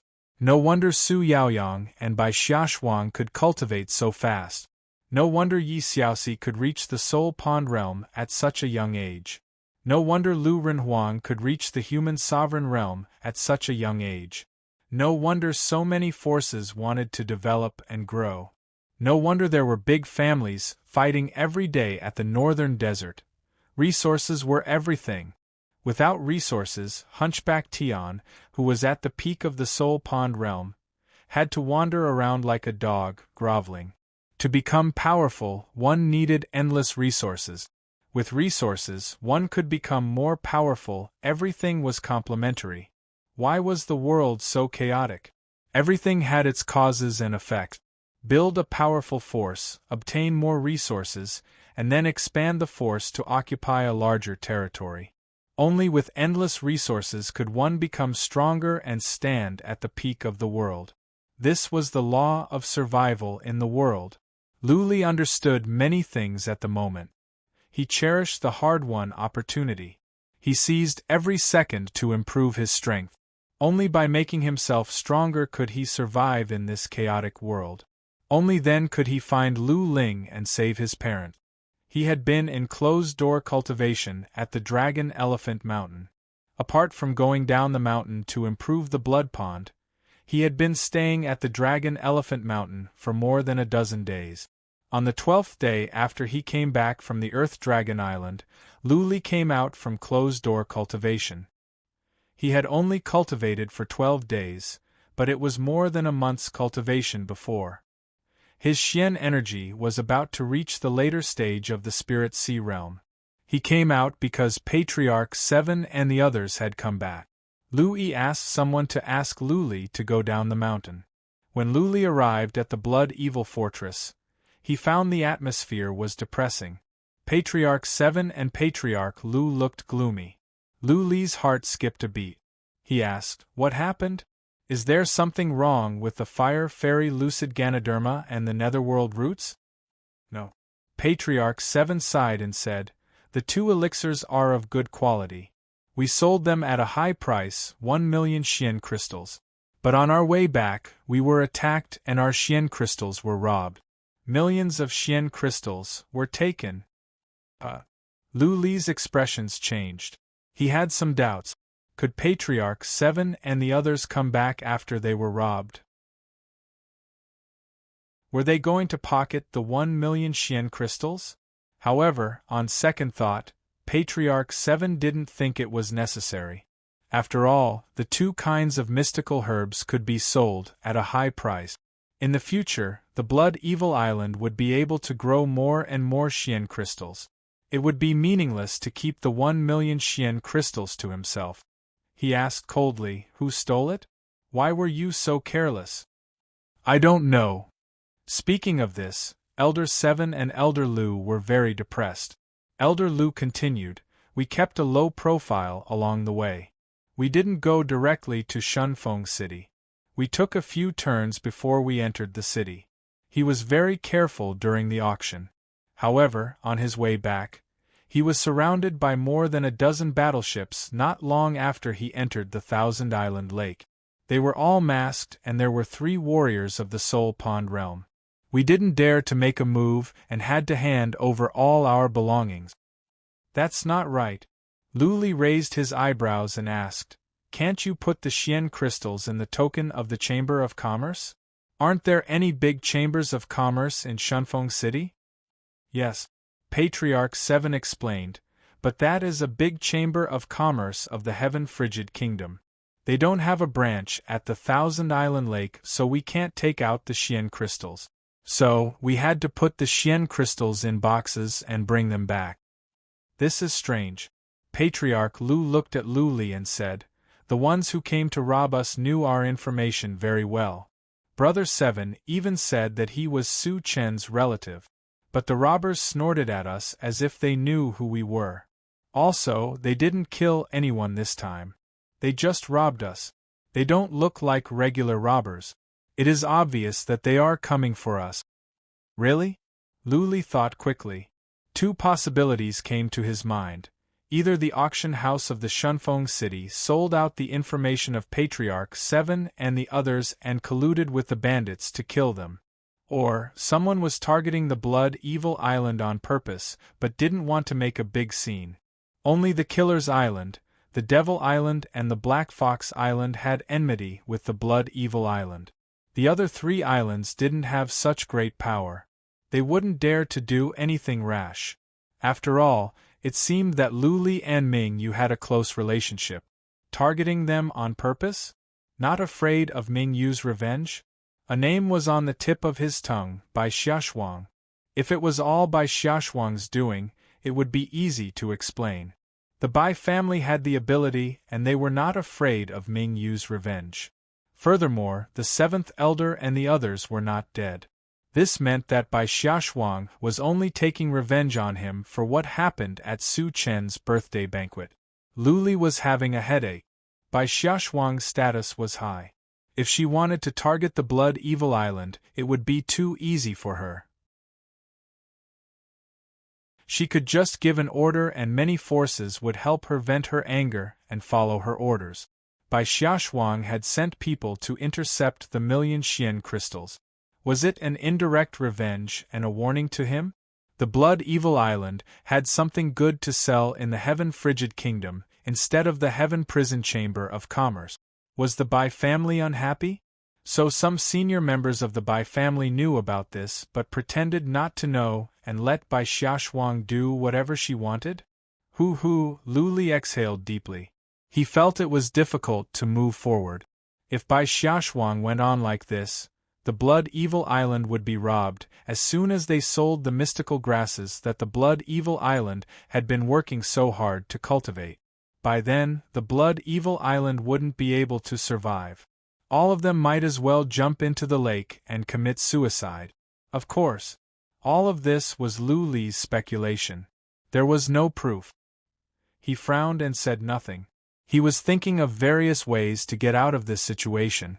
Patriarch 7 and the others were silent. They were frowning and distressed. The 2 kinds of mystical grasses could not be sold at the Heaven Prison Island. If they were sold outside, they would be intercepted and killed. The mystical grasses could not be traded for Xian crystals. If they were intercepted several times, the Blood Evil Island might not even be able to afford the seeds. Grow another batch of Fire Fairy Lucid Ganoderma and Netherworld roots. After a while, Lu Li said, "When they are done, I will sell them in person." The 7th elder glanced over and asked, "Where do you want to sell it?" "The Heaven Prison Island." Lu Li got up and walked out after he said these 3 words. He must resolve the dispute with Bai Xiaoshuang in person. He didn't believe that the Bai family, the overlord of the Thousand Island Lake, would be so petty as to target a small 3rd-rank force on purpose. Lu Li went back to cultivate. Apart from the time he came out to improve his blood, he had been staying at the Dragon Elephant Mountain. When the batch of Fire Fairy Lucid Ganoderma and Netherworld roots were ripe, Lu Yi went to the Dragon Elephant Mountain in person to find Lu Li. "Lu Li, you have reached the latter stage of the Spirit Sea realm?" Lu Yi felt something was not right as soon as she saw Lu Li. She was even more surprised when Lu Li nodded with a smile. According to Lu Li's cultivation progress, even if he cultivated day and night and took Heaven Xian pellets every day, it would take him at least 3 months. Now, he had made the breakthrough in less than a month and a half. "I got an elixir from the underground lake under the Earth Dragon Island. My cultivation speed is faster," Lu Li casually said.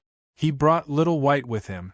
After what happened last time, Lu Li decided to take Little White with him no matter what. Patriarch 7 and the others were shocked when they got off the Blood Evil Fortress. Only Hunchback Tian was not surprised. Yi Xiaoxi could cultivate to the Soul Pond realm at the age of 11 or 12. The Cyan Phoenix pellet must not be an average pellet. "Let's go." Lu Li asked Hunchback Tian to go with him and Patriarch Lu. The 3 of them went to the Goddown Island on a battleship and were ready to take the teleportation formation to the Heaven Prison Island.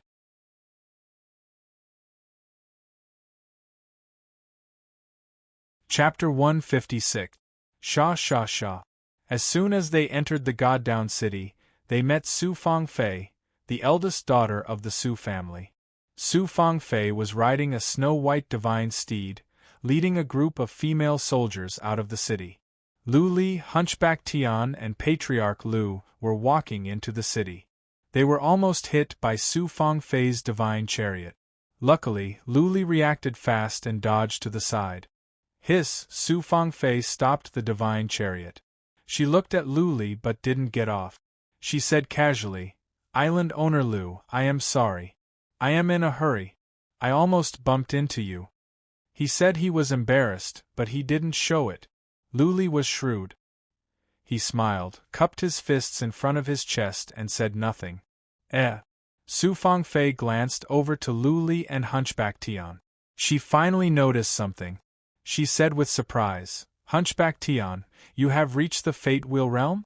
Island owner Lu, you have also reached the late stage of the Divine Sea Realm? I remember you were only at the middle stage of the Spirit Sea Realm, right?" The army of women behind Su Fangfei had obviously heard about Hunchback Tian. They were all shocked. This group of women should be the young ladies of the big families in the city, following Su Fangfei for fun. Lu Li was calm. He said with a light smile, "Hunchback Tian is lucky. As for me, I am not worth mentioning." Lu Li's understatement shocked Su Fangfei even more. Hunchback Tian had tried to reach the Fate Wheel Realm more than 80 times, but not once did he succeed. How could he do it as soon as he joined the Blood Evil Island? What did this mean? It meant that the Blood Evil Island had enough mystical materials for Hunchback Tian to build a Fate Wheel. It also meant that the Blood Evil Island was a blessed land. Or the Blood Evil Island had a unique recipe? It could help Hunchback Tian reach the Fate Wheel Realm easily? No matter what, this was enough to attract Su Fangfei's attention. In Su Fangfei's eyes, Lu Li's indifferent expression was even more unfathomable. "Miss Fangfei, we still have matters to attend to, so we'll take our leave first." Lu Li did not like this kind of spoiled young lady. He didn't want to waste time with her. He cupped his fists in front of his chest and walked towards the city with Hunchback Tian and Patriarch Lu. Su Fangfei watched Lu Li leave. After a while, she turned around and rode back to the Su family. She wanted to report the news to Su Chen as soon as possible. The Blood Evil Island had a warrior of the Fate Wheel Realm and a group of green dwarfs. The Blood Evil Island was more powerful than all the third-rank forces nearby. Although it was not a threat to the God-down Island, they had to pay enough attention to it. Lu Li didn't mind. What happened to Hunchback Tian would be known by the public sooner or later. It couldn't be kept a secret. What was more, so what if he reached the Fate Wheel Realm? They were not a threat to the God-down Island. Even if they did not break through, would the nearby third-class forces dare to attack the God-down Island?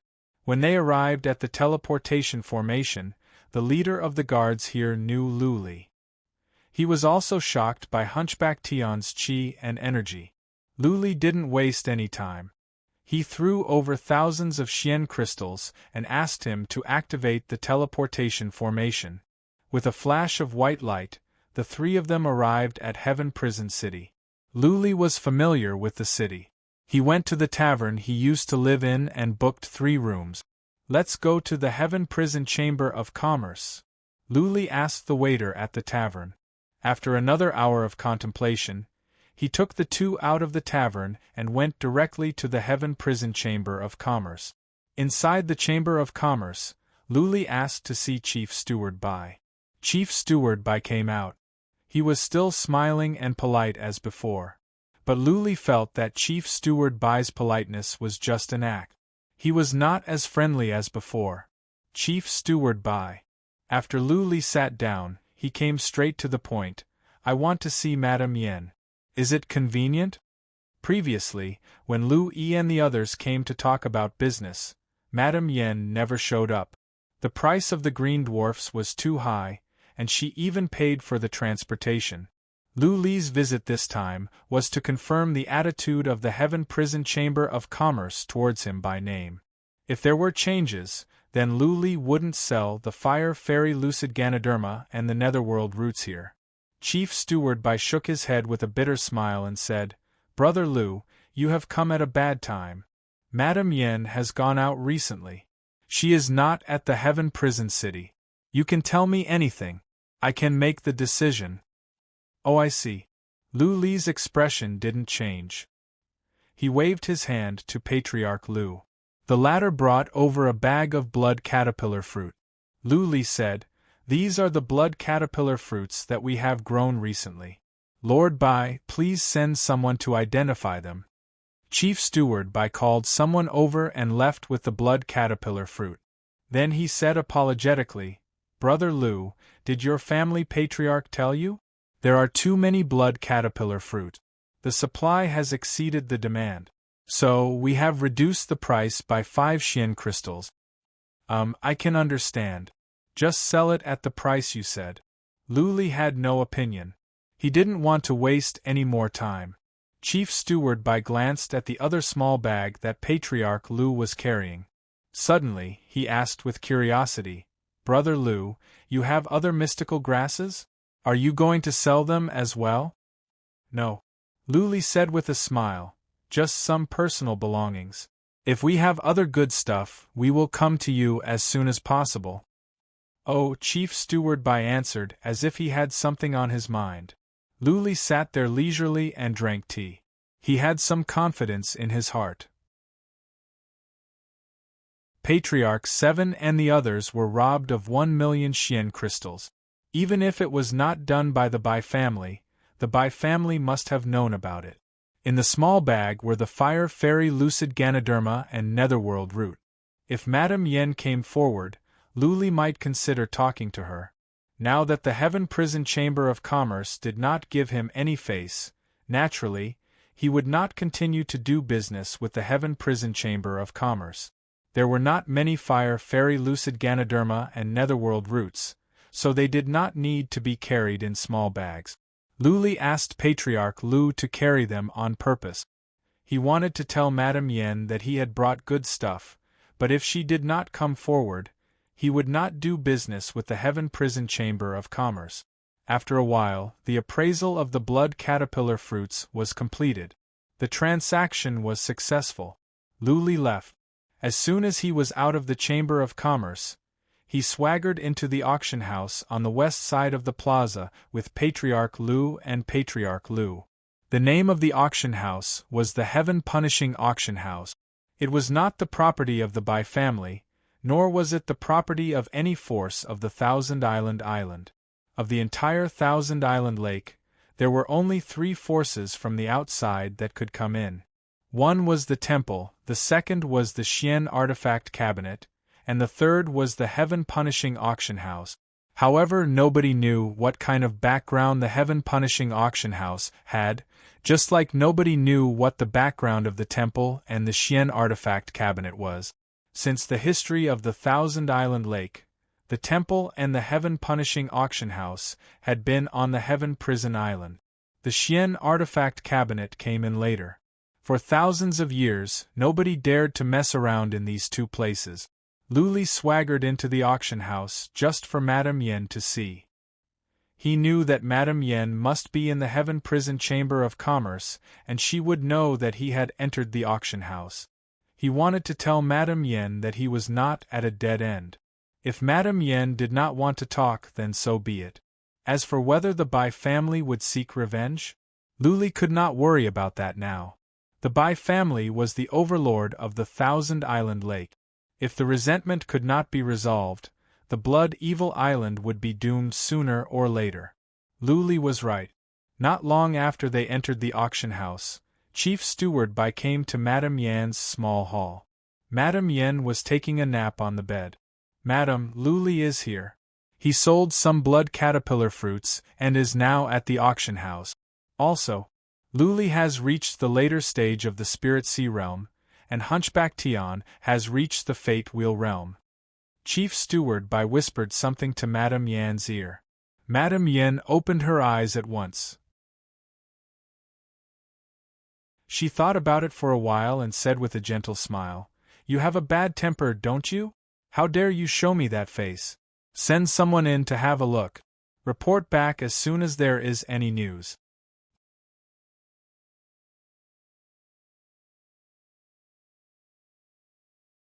Chapter 157. The auction house also had 3 entrances. Luli went to the one on the left, which was for the guests to auction. It was a middle-aged man who received them. He was at the Soul Pond realm, and had a friendly smile on his face. The middle-aged man received the 3 in a small hall. He said with a smile, "I am Zhan Xing, one of the stewards of the auction house. What is your name, young master?" Luli didn't shy away and said directly, "My name is Luli. I am here to sell something." Zhan Xing nodded and said, "We have 2 ways to sell things. One is to sell directly to the auction house. We will set a price for your item. The other is to go to the auction house and you set the lowest price. No matter what the final price is, we will only charge 5% as the fee." Okay. Luli had asked a waiter for some information about the auction house, so he knew something about it. He thought about it and asked, "When can we auction it? Can we keep our information confidential?" "Absolutely confidential at the auction house," Zhan Xing said with certainty. "The heaven-punishing auction house is not only at the Thousand Island Lake. We have it in all the capital cities of the northern desert. As long as it is in the auction house, we will keep it confidential. Young Master Lu, you can rest assured. There will be an auction tonight and it will be the grandest one of the month. If young Master Lu wants to auction it, I can arrange it." Luli thought to himself that he was lucky. He didn't have to wait too long. He said without hesitation, "Then let's go to the auction house. I will not sell these 2 kinds of fruits separately. If you want to buy them, you can buy them together. The base price is 600,000 Xian crystals. Patriarch 7 sold them for 1 million Xian crystals. Of course, Luli couldn't sell them at a lower price for the same amount of mystical grasses. If he went to the auction house and met some rich guests, he could raise the price to more than 1 million Xian crystals. 600,000? Zhan Xing's eyes lit up. His smile grew wider. He nodded and said, "Okay. But your item needs to be appraised. If it is not worth the price, we cannot set the base price randomly. This concerns the reputation of the auction house. Please forgive us, young Master Lu." Luli could understand. He looked at Patriarch Lu, who handed over 40 Fire Fairy Lucid Ganoderma and Netherworld Root. Luli explained, "These are Fire Fairy Lucid Ganoderma and Netherworld Root. But the efficacy is much stronger. You can appraise them, but don't destroy them." "Of course." Zhan Xing called for someone to take the things away and then chatted with Luli. He was well-behaved. He didn't try to pry for information about Luli. He just talked about some interesting things about the Thousand Island Lake. After the time it takes for 2 incense sticks to burn, Zhan Xing's men returned and whispered a few words in his ear. Zhan Xing smiled and said, "There's no problem with the item, it's worth this price. Young Master Lu, you can come to our auction house tonight and watch the auction results live. If there's anything you like, you can also bid for it." Zhan Xing handed a token to Luli. With this token, Luli could enter the auction house directly. Luli stood up and said goodbye. He left the Fire Fairy Lucid Ganoderma and Netherworld Roots worth millions at the auction house without any worry. For such a big auction house, credibility must be the most important thing. This amount of Xian crystals was nothing to them. Hunchback Tian didn't care about anything. Patriarch Lu trusted Luli. Judging from the conversation between Luli and Chief Steward Bai and Zhan Xing, Patriarch Lu could tell that Luli had grown up a lot. Luli was way beyond his peers and had the demeanor of an island owner. The 3 of them rested in the tavern and didn't step out of the door. When it got dark, the 3 of them went directly to the auction house. They took out their tokens and were taken to a small private room. The auction house was large. There were more than 1,000 seats on the ground floor, and nearly 100 private rooms on the ground floor. These private rooms were cleverly separated by curtains. People from the ground floor could not see what was going on in the private rooms, but people from the private rooms could see what was going on the ground floor. The auction hadn't started yet, but there were already many people sitting on the ground floor. Luli could see many warriors wearing robes with emblems of different families. It seemed that they were the patriarchs of the families of the Thousand Island Lake, who were out to purchase mystical materials and treasures. "You guys sit here. Don't say anything or do anything. You can go back by yourselves after the auction is over." Luli sat in the private room for a while. Suddenly, he had an idea. He told the other two and quietly left the private room. After he made sure that nobody was around, he took out a mask from his interspatial ring and put it on. This was the ghost mask, given to him by Yi Cha. It was a heaven-grade Xian artifact. Nobody could detect it unless they were at the Noble Lord realm. Luli put on the mask and walked to the ground floor from the corridor. Then, he sat in a corner. The mask he was wearing was a bit weird, which attracted some people's attention. That being said, there were some people in the auction house who were wearing cloaks and covering their faces. Nobody paid attention to them. More and more people entered the auction house. Soon, the more than 1,000 seats on the ground floor were almost occupied. Many private rooms on the ground floor were probably occupied as well. After the time for another incense stick to burn, the auction stage in front of Luli suddenly lit up. There must be some strange inhibition formation on the auction stage. The light was not dazzling. A lady in a revealing red dress walked up. Her eyes were charming and her smile was as pretty as a flower. She walked onto the stage and made a gesture. Everyone quieted down gradually. She said in a soft voice, "Thank you, distinguished guests, for coming to the auction house. I, Yunji, am honored to be the auctioneer tonight. I hope all the distinguished guests can come back with a rewarding experience. Now, let the auction begin." Yunji's voice was soft and pleasant to the ears. Luli nodded to himself. The heaven-punishing auction house was nice.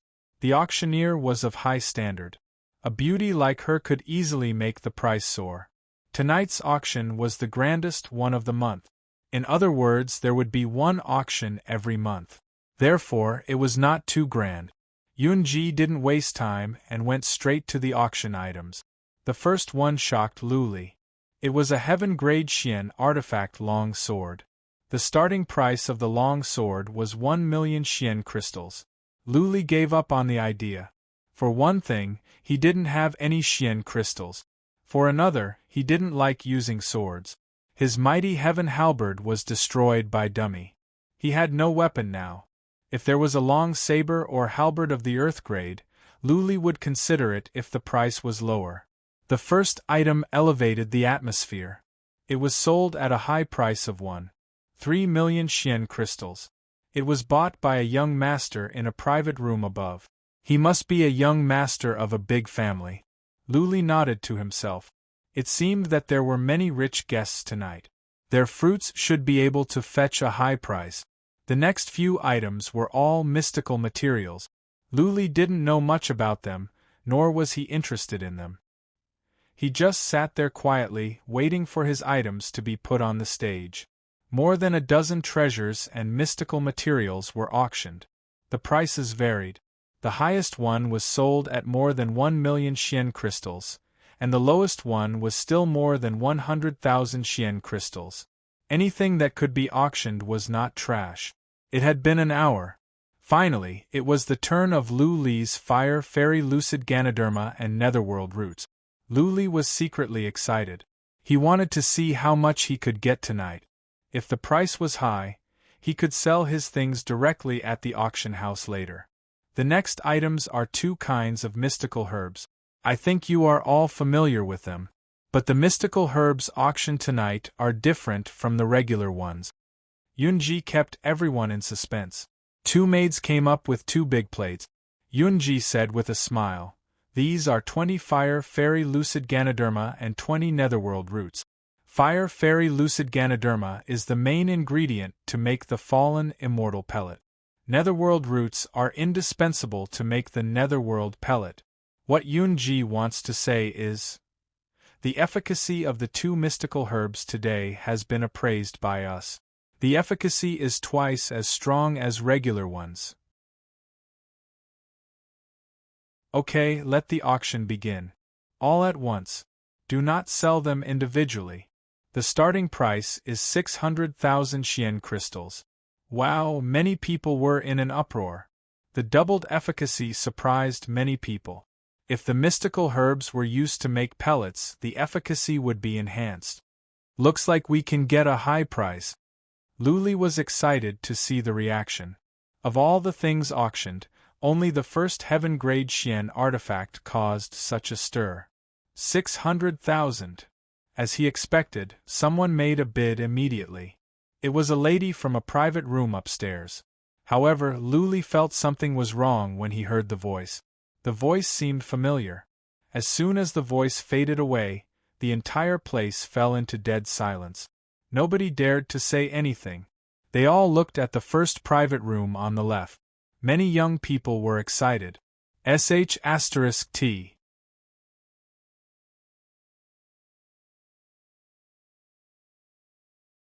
Chapter 158. Bai Xiaoshuang suddenly showed up at the auction house without making a sound.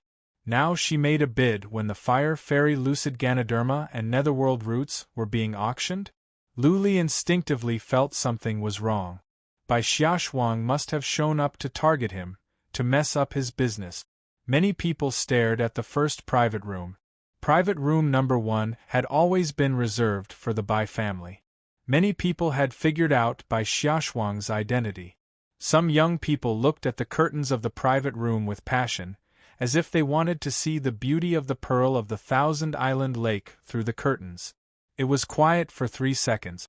Then there was some noise, but nobody made a bid. Luli's heart was weighed down. It was obvious. Nobody dared to offend the pearl of the Thousand-Island Lake. Who dared to raise the price when the Bai family made a bid? Wouldn't that be going against the Bai family? Going against the Bai family at the Thousand-Island Lake was courting death. Yunji was surprised. She didn't understand why Bai Xiaoshuang wanted this. What could the Bai family not have? Even if they wanted to buy it, Bai Xiaoshuang didn't have to come out and auction it herself. Yunji reacted quickly. After a while, seeing that nobody made a bid, she said with a smile, "Okay, the man in private room number 1 has made a bid of 600,000 Xian crystals? Is there a higher bid? 600,000 going once, 600,000 going twice." Luli was burning with anger. 600,000 was the base price. This thing could be sold for more than 1,000,000 at the Shunfeng city. The price here would not be lower. He didn't expect this. The base price couldn't be set at 1,000,000. If Bai Xiaoshuang bought it for 600,000, then it would be a great loss. The thing was, he couldn't stand it. Luli guessed that Bai Xiaoshuang had something to do with Patriarch 7's million Xian crystals. Now she was here to make trouble? Luli thought about it, raised his hand and shouted, 1,000,000. He changed his voice. He purposely made it hoarse and deep. He was wearing the ghost mask.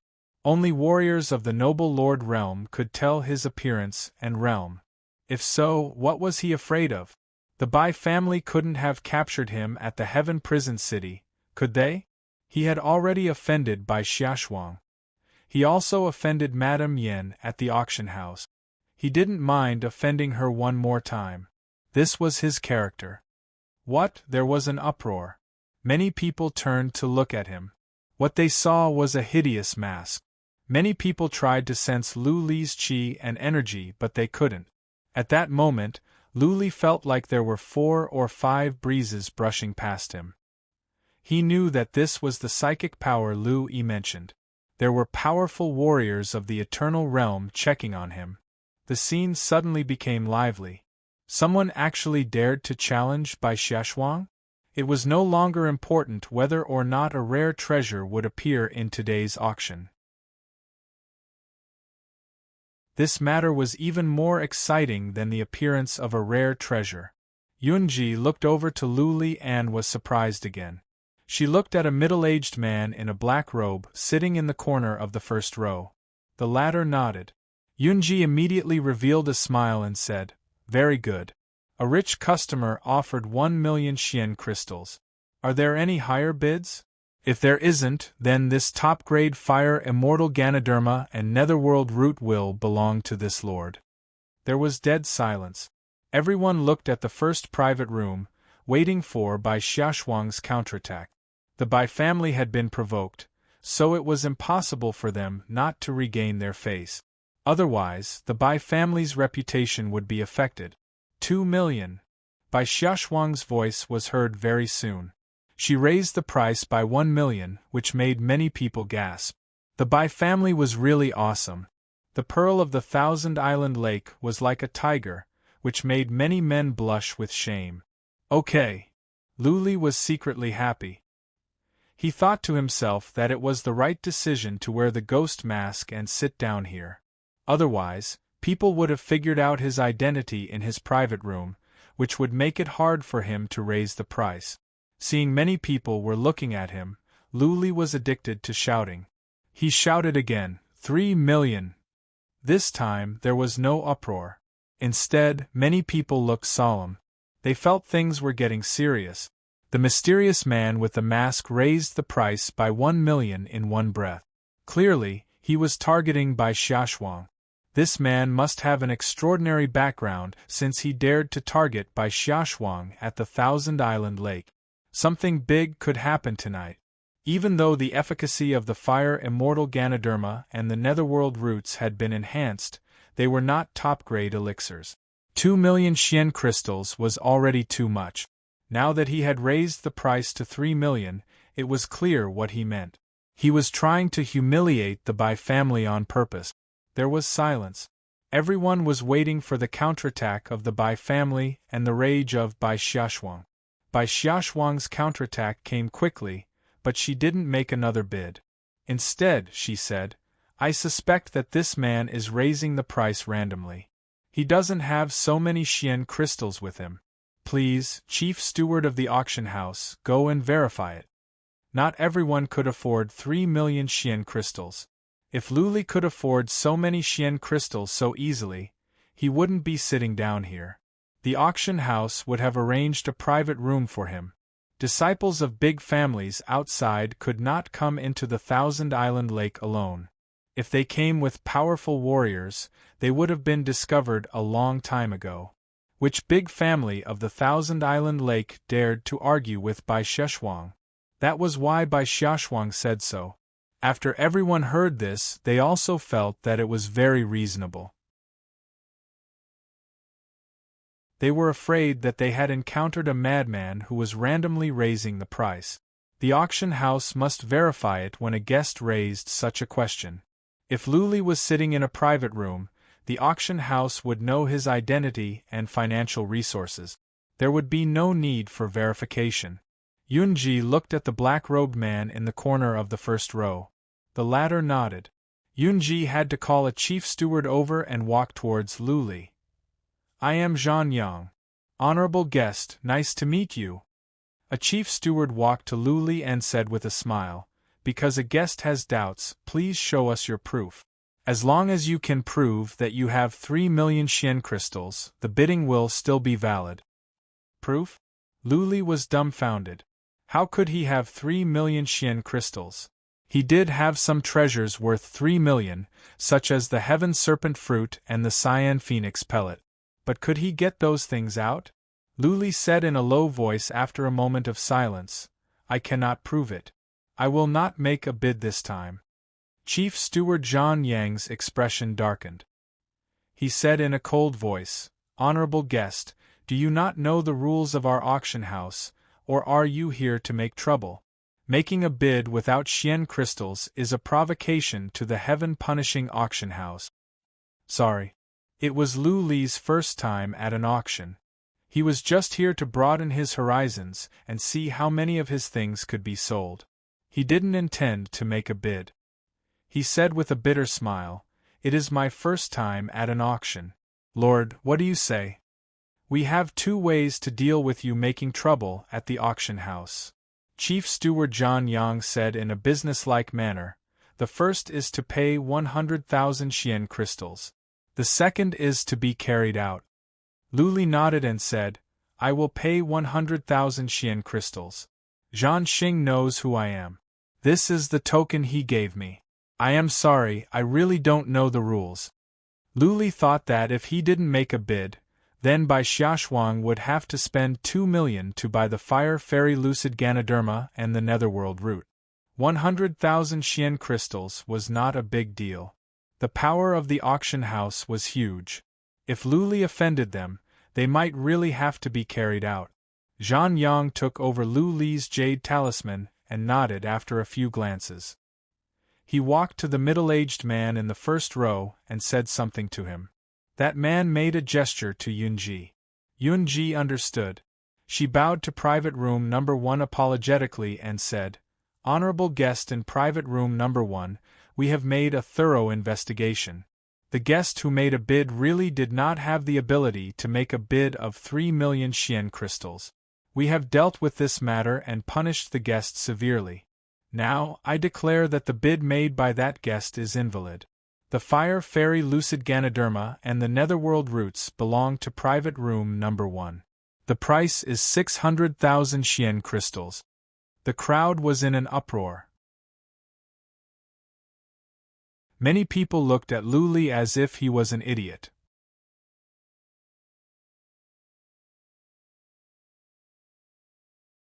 Chapter 159. 600,000? How can it be 600,000? Lu Li was confused. He felt he had shouted for nothing and he had to lose 100,000 Xian crystals. Plus the commission to the auction house, the Fire Fairy Lucid Ganoderma and Netherworld Roots that were worth more than 1 million were only sold for more than 400,000 Xian crystals. What a loss! Lu Li hurried to ask Zhan Yang. The latter said indifferently, Since you cannot afford 300 Xian crystals, then all the other bids are invalid. Naturally, the price will be calculated according to the first bid. Lu Li was speechless. He had worked so hard for nothing, and he had to waste 100,000 Xian crystals. Zhan Yang looked around and whispered to Lu Li's ear, Young Master Lu, Zhan Xing asked me to tell you not to do anything rash. The things are yours. You cannot bid or raise the price. You have never been to an auction house before. Let it go this time. But don't make it difficult for us. Lu Li gave Zhan Yang a jade talisman which was given by Zhan Xing. There was a serial number on it. Zhan Yang could find it easily. Lu Li was embarrassed. His identity was seen through. He felt like a thief caught in the act. It was crossing the line to raise the price of his own things. Zhan Yang walked away without further ado. Lu Li was so upset that he almost wanted to leave. That being said, he still had to settle the bill with the auction house. He had to sit there in frustration, thinking about how to piss Bai Xiaoshuang off this time to vent his anger. The auction went on. There were more rare mystical materials. Lu Li didn't understand, so he didn't mind. But the price began to soar towards the end. The later items were worth at least 400,000 or 500,000 Xian crystals. Bai Xiaoshuang didn't make any more bids. It seemed that she was here to target Lu Li on purpose. Several private rooms upstairs made their bids. Their voices were young. They should be young masters and young ladies of big families. Okay. Another treasure was sold. Yunji said with a sweet smile, Now, there are 3 more treasures left. These are the finale of this auction. Please take a close look. A treasure was carried up. It was an ancient chariot. It was not golden in color, but purple. It was mighty and domineering. Yunji said with a smile, This ancient chariot was found in a historical site half a month ago.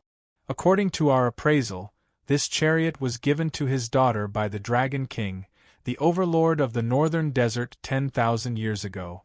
It is of great historical significance. The auction starts now. The base price is 1 million Xian crystals. This thing was indeed the final treasure. The ancient war chariot itself was very valuable, and this was even a war chariot that the famous Dragon Emperor had bestowed upon his beloved daughter. Its significance was extraordinary. The price soared. The rich guests in the private rooms above all bid. The price was raised to more than 2 million Xian crystals. 3 million. A pleasant voice came from the number 1 private room, and the whole place became quiet. Bai Xiaoshuang made a move again, which meant that she had taken a fancy to this chariot. Who dared to steal it from her? Lu Li instinctively wanted to raise the price, but the words were stuck in his throat. He knew very well that if he acted recklessly again, he would definitely be carried out by the people of the auction house. There was no one else bidding. In the end, Bai Xiaoshuang won the bid for 3 million. Lu Li exclaimed to himself that a lady of a super family was indeed different. She could easily spend millions. Congratulations, number 1 private room. Yunji's voice rang out. She suddenly gave a mysterious smile and said, "The next auction item is very strange, because we have found many people to appraise it, but none of them were able to identify what it is. However, there is one thing that can be proven: this is definitely something good." Yunji's words aroused many people's curiosity. Lu Li's interest was piqued. Yunji waved her hand and a pretty maid walked over. She had a piece of red cloth in her hand that wrapped up a container that looked like a jade bottle. "Everyone, look carefully." Yunji suddenly tore the red cloth off, revealing a small jade bottle. The jade bottle was transparent. There were no pellets or mystical herbs in it, only a drop of blood. The drop of blood was dark red, and it floated in the middle of the jade bottle. Yunji held the jade bottle in her hand and Xian energy glowed in her hand. Something miraculous happened. The blood in the bottle seemed to have a soul of its own. It started to wander around in the bottle. A surge of qi and energy that belonged to a powerful warrior of the eternal realm spread across the entire auction house. Many people felt their blood was boiling. Origin blood essence. Many people shouted in surprise. Only the origin blood essence of a powerful Xian beast could have such a powerful qi and energy and move. Many people's eyes were filled with desire. Even though it was just a drop of origin blood essence, it would be of great help to cultivation and the physical body if they could get it. "I want it, I want it." At this moment, Lu Li seemed to have lost his mind. From his mouth came a hoarse and deep voice. There was a faint silver glare in his eyes. He felt something was wrong with him. His blood was boiling. There was only one thought in his mind, that was, he must get this drop of blood. Because this drop of blood made the silver dragon bloodline on his back move violently. A message appeared in Lu Li's mind. This drop of blood would be of great benefit to his silver dragon bloodline. This feeling came out of nowhere, but it was clear and definite. Lu Li made up his mind at once to get this drop of blood at all costs. The Xian energy in Yunji's hand disappeared. She said with a smile, "You all have good eyes. You are right. This is a drop of origin blood essence. There are so many functions of origin blood essence. It can only bring benefits and no harm to a warrior. But Yunji is being honest. We cannot identify this drop of origin blood essence. We don't even know what rank it is or what kind of Xian beast it comes from. So, we are not responsible for any effect or anything strange that might happen after the consumption. Let the bidding begin now. The base price is 1 million Xian crystals. Every bid increment must be no less than 100,000 Xian crystals." Yunji's words attracted many people's attention. Different Xian beasts' origin blood essence had different effects of enhancement.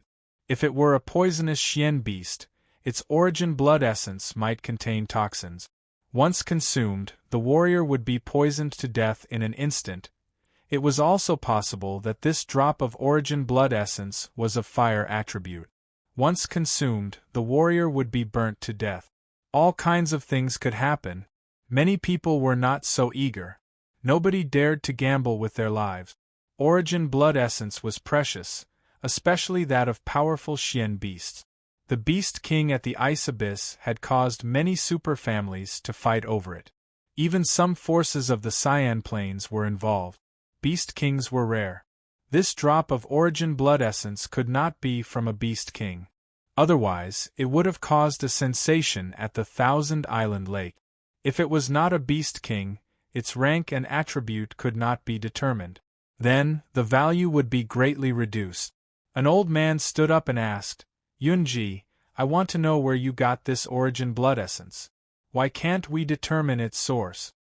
Yunji forced a smile and said, "This drop of origin blood essence was obtained together with the purple gold chariot from an ancient site. It was found in this bottle. Therefore, we cannot determine its source.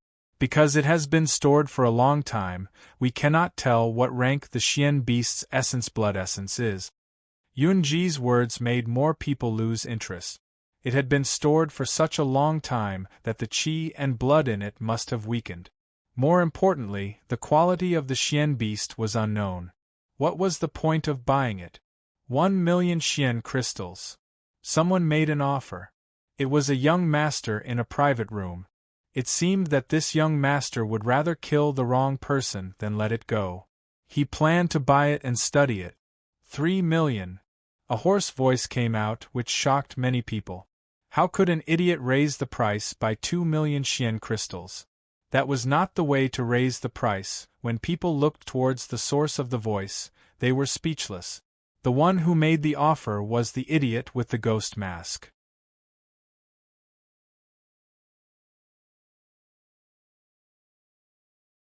Chapter 160. As expected, the smile on Yunji's face froze after Lu Li made his offer. The man sitting in the corner of the first row looked unfriendly. As for the chief steward Zhan Yang, who was in charge of maintaining order, his expression was even darker. I gave him face, but he didn't want it. If it were not for the fact that Lu Li had sold some elixirs at the auction house, Zhan Yang would have asked someone to take Lu Li down. He suppressed his anger, walked towards Lu Li quickly and said in a cold voice, "Young Master Lu, please show us some respect, okay?" He emphasized the last two words to express Zhan Yang's anger. But Lu Li said nothing. He quietly put down his hand, took off the ring on his finger, and handed it over secretly. He said, "Is this worth 3,000,000 Xian crystals?" Zhan Yang was surprised. He took over the ring and used his Xian energy. Then he nodded and said, "Yes, it is worth 10,000,000. Lu Li took over the ring and said, "Then I will use this as a guarantee. If I don't have Xian crystals, I will sell it to you. How about it?" "Sure." Zhan Yang looked better. He walked to the front and whispered something to the middle-aged man in the first row. The middle-aged man immediately made a gesture to Yunji. Yunji was speechless. She said after a pause, "That guest just took out a valuable treasure. We have appraised it. His item is worth 3,000,000. So the offer is valid." Many people were confused. They had thought that Lu Li, the idiot, would be carried out. Unexpectedly, the tables were turned. Lu Li had a treasure worth 3,000,000 Xian crystals? However, if he had a treasure, why didn't he take it out? Could it be that he was just making a random offer? Was he trying to provoke by Xia Shuang and now he really wanted to buy something? Many people started to think about it. Could it be that this drop of origin blood essence was really a rare treasure? Or was there something wrong with Lu Li's mind? Yunji paused for a bit and said, 3,000,000. Is there a higher offer? If not, the origin blood essence will belong to that distinguished guest. 3,500,000. The young man who made an offer in the private room just now spoke again. Clearly, he was interested in the origin blood essence. Lu Li didn't hesitate. He had made up his mind to get this drop of blood at all costs. So, he directly made an offer, 5,000,000. Hiss, hiss, many people gasped. Lu Li had raised the price by 5,000,000 again. This was already an unbelievable price. Was it worth it for a drop of origin blood essence of unknown grade and unknown effects? The people in the private rooms above were silent, and so was Yunji. Yunji got a hint that Lu Li could offer 5 million Xian crystals. After waiting for several breaths of time, there was still no movement from the pavilion above. It was as if the pavilion had decided that it wasn't worth it and was about to give up. Lu Li exhaled. As long as he could get the essence blood, he would be willing to sell his interspatial ring. He did not have much of a concept about mystic crystals. He could give up everything for the origin blood essence. Patriarch Lu was scared out of his wits. At first, he didn't expect it to be Lu Li. Now that he took a closer look, he realized that this man was wearing the same robe as Lu Li. The more he looked at him, the more he looked like Lu Li. The key was the black iron ring on Lu Li's hand. He was 100% sure that it was Lu Li. How could Lu Li have 5 million Xian crystals? Why did Lu Li buy the origin blood essence? Elder Lu didn't know. He looked at Hunchback Tian, but Hunchback Tian said coldly, "Don't ask. Don't worry. We will leave after the auction." 5 million.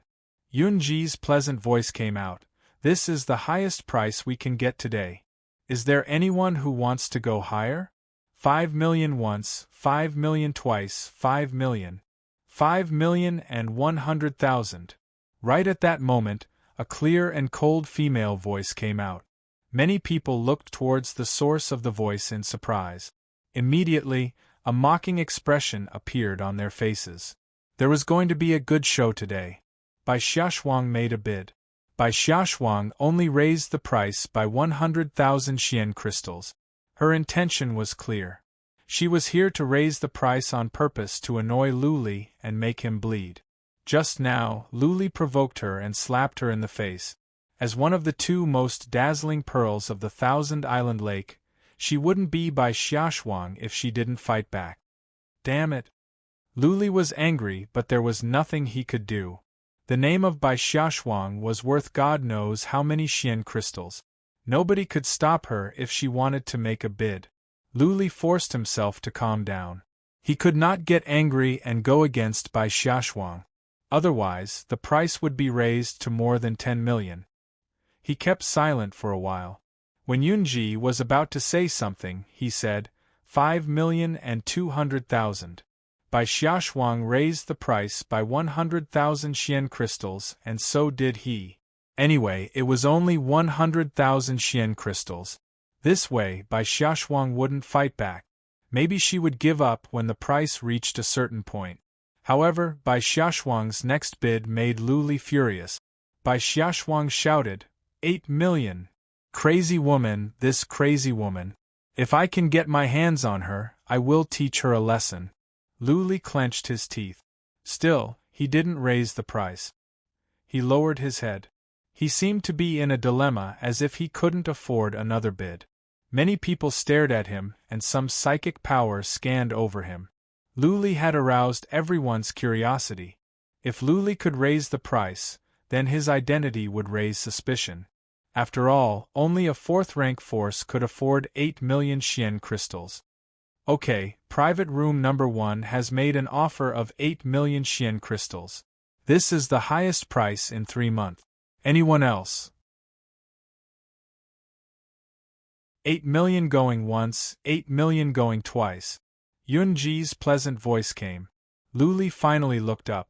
He made up his mind and said, "Wait, I will raise the price by 100,000. What? Everyone was boiling with excitement. Even the private rooms were in an uproar. There was going to be a good show tonight.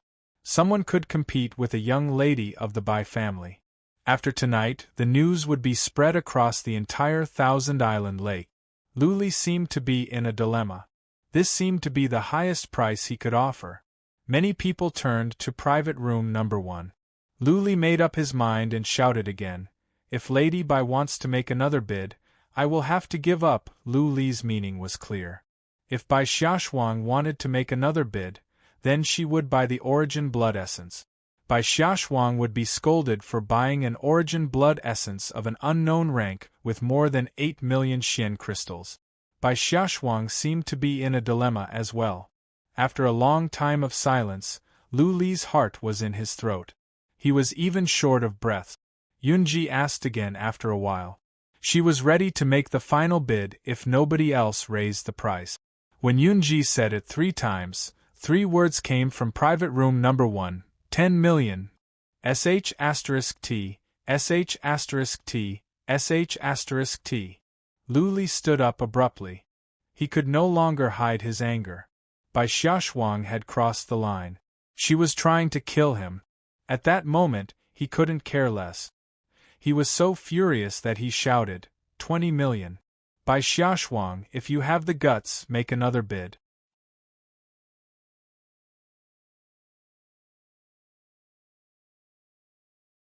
Chapter 161.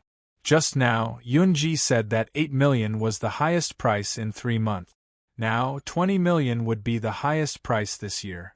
Increasing the price by 10 million at once was a rare occurrence in recent years. It was just a drop of origin blood essence, not the Beast King's origin blood essence. Also, there was no telling if there were any problems or side effects. 20 million Xian crystals. One attempt at the Fate Wheel realm would only cost 3 million Xian crystals, which was enough for 6 attempts. Lu Li wondered how many mystical materials and pellets that could be bought. If he could give the Su family 20 million Xian crystals, the Su family could give him a 3rd-rank island. All for 1 drop of origin blood essence. The most important thing was Lu Li's tone. He called out Bai Xiaoshuang's name directly in an unfriendly tone. Clearly, he was provoking Bai Xiaoshuang and humiliating her. Yunji had been calling the guest in private room number 1. How could she not know it was Bai Xiaoshuang? There must be a reason why she didn't call out Bai Xiaoshuang's name. In case something uncontrollable happened, Bai Xiaoshuang would have a way out. Now that Lu Li called out Bai Xiaoshuang's name directly, he was not giving her a way out. Either she continued to increase the price or she would be humiliated by Lu Li. Plop! Patriarch Lu fell to the ground. He was so scared that he didn't know what to do. Hunchback Tian's eyes showed a trace of helplessness. Isn't this master too crazy? Wait, many people came to their senses. Not everyone could afford 20 million Xian crystals. Was Lu Li sure he had 20 million Xian crystals? The curtain of private room number 1 was lifted up, revealing an extremely beautiful face. Bai Xiaoshuang stared at Lu Li's eyes under the ghost mask. She sneered and said, "It really is you." Lu Li's heart skipped a beat. Just now, he was flustered and exasperated, so he didn't disguise his real voice. He shouted out directly, and Bai Xiaoshuang recognized his identity. Bai Xiaoshuang looked to the middle-aged man in the first row and said, "Chief Steward Du, why don't you send someone to check? Can anyone shout 20 million? The middle-aged man smiled and waved his hand. Zhan Yang walked over to Lu Li and said in a low voice, "Young Master Lu, are you sure you have 20 million Xian crystals?"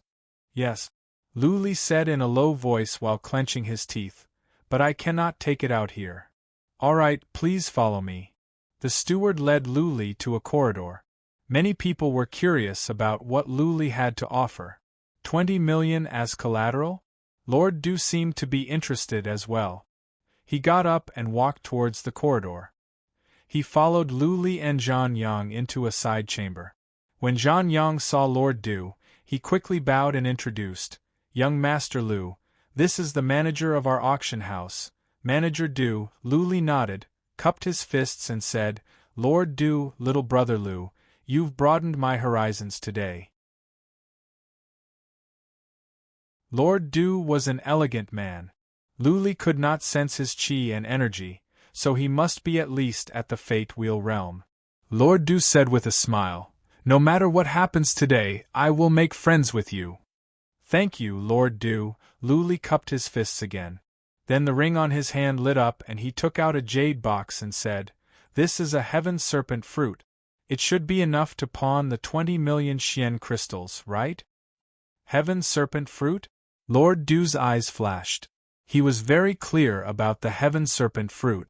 One heaven serpent fruit represented a warrior of the Fate Wheel realm. Basically, it was priceless. It was rare even at the Central Plains. let alone at the northern desert. Zhang Yang didn't dare to take it over. Lord Du took the jade box in person.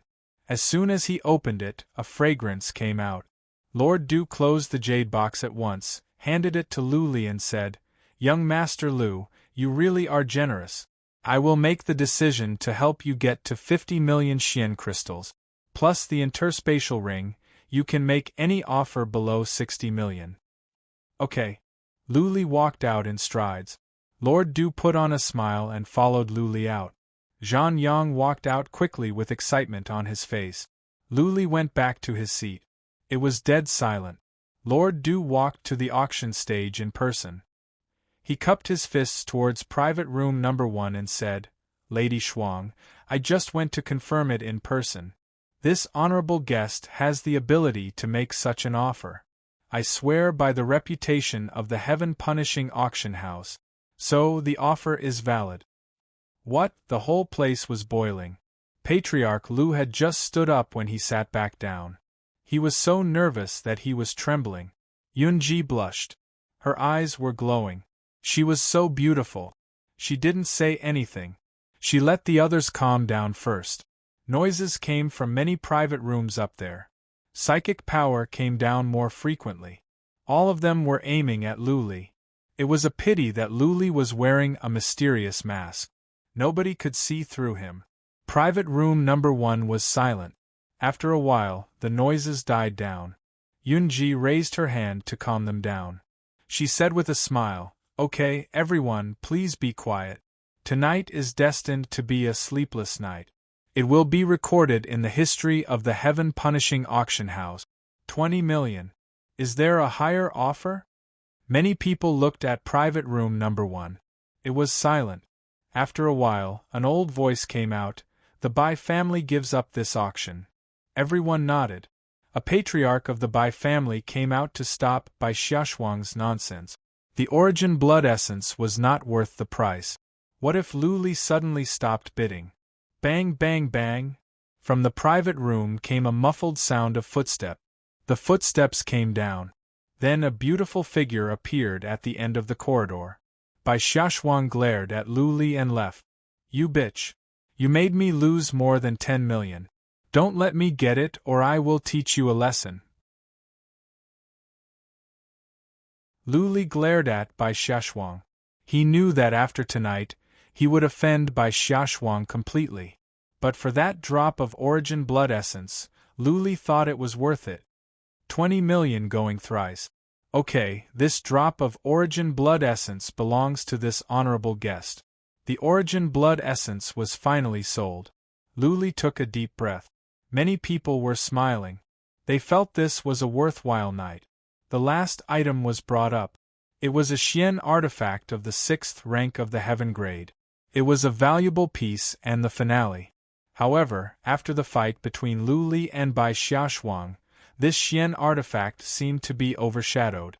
The final price was only 8 million. It was bought by a young master of a big family. Tonight's auction came to an end. Lu Li was invited to a side chamber by Zhang Yang early in the morning. Lord Du came in soon with the bottle of origin blood essence in his hand. Lord Du said with a smile, "Young Master Lu, this is the origin blood essence you got. How are you going to pay for it?" How could Lu Li pay? How could he have so many Xian crystals? He had to hand over the heaven serpent fruit and said, "Lord Du, how about this? I will give this to you as collateral.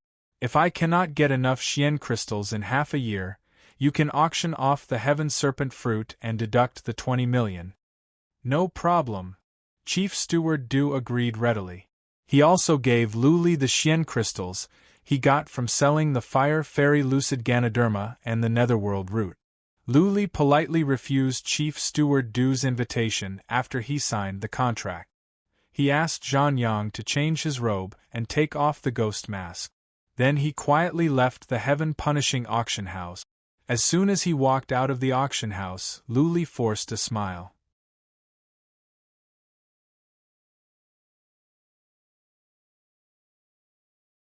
Chapter 162.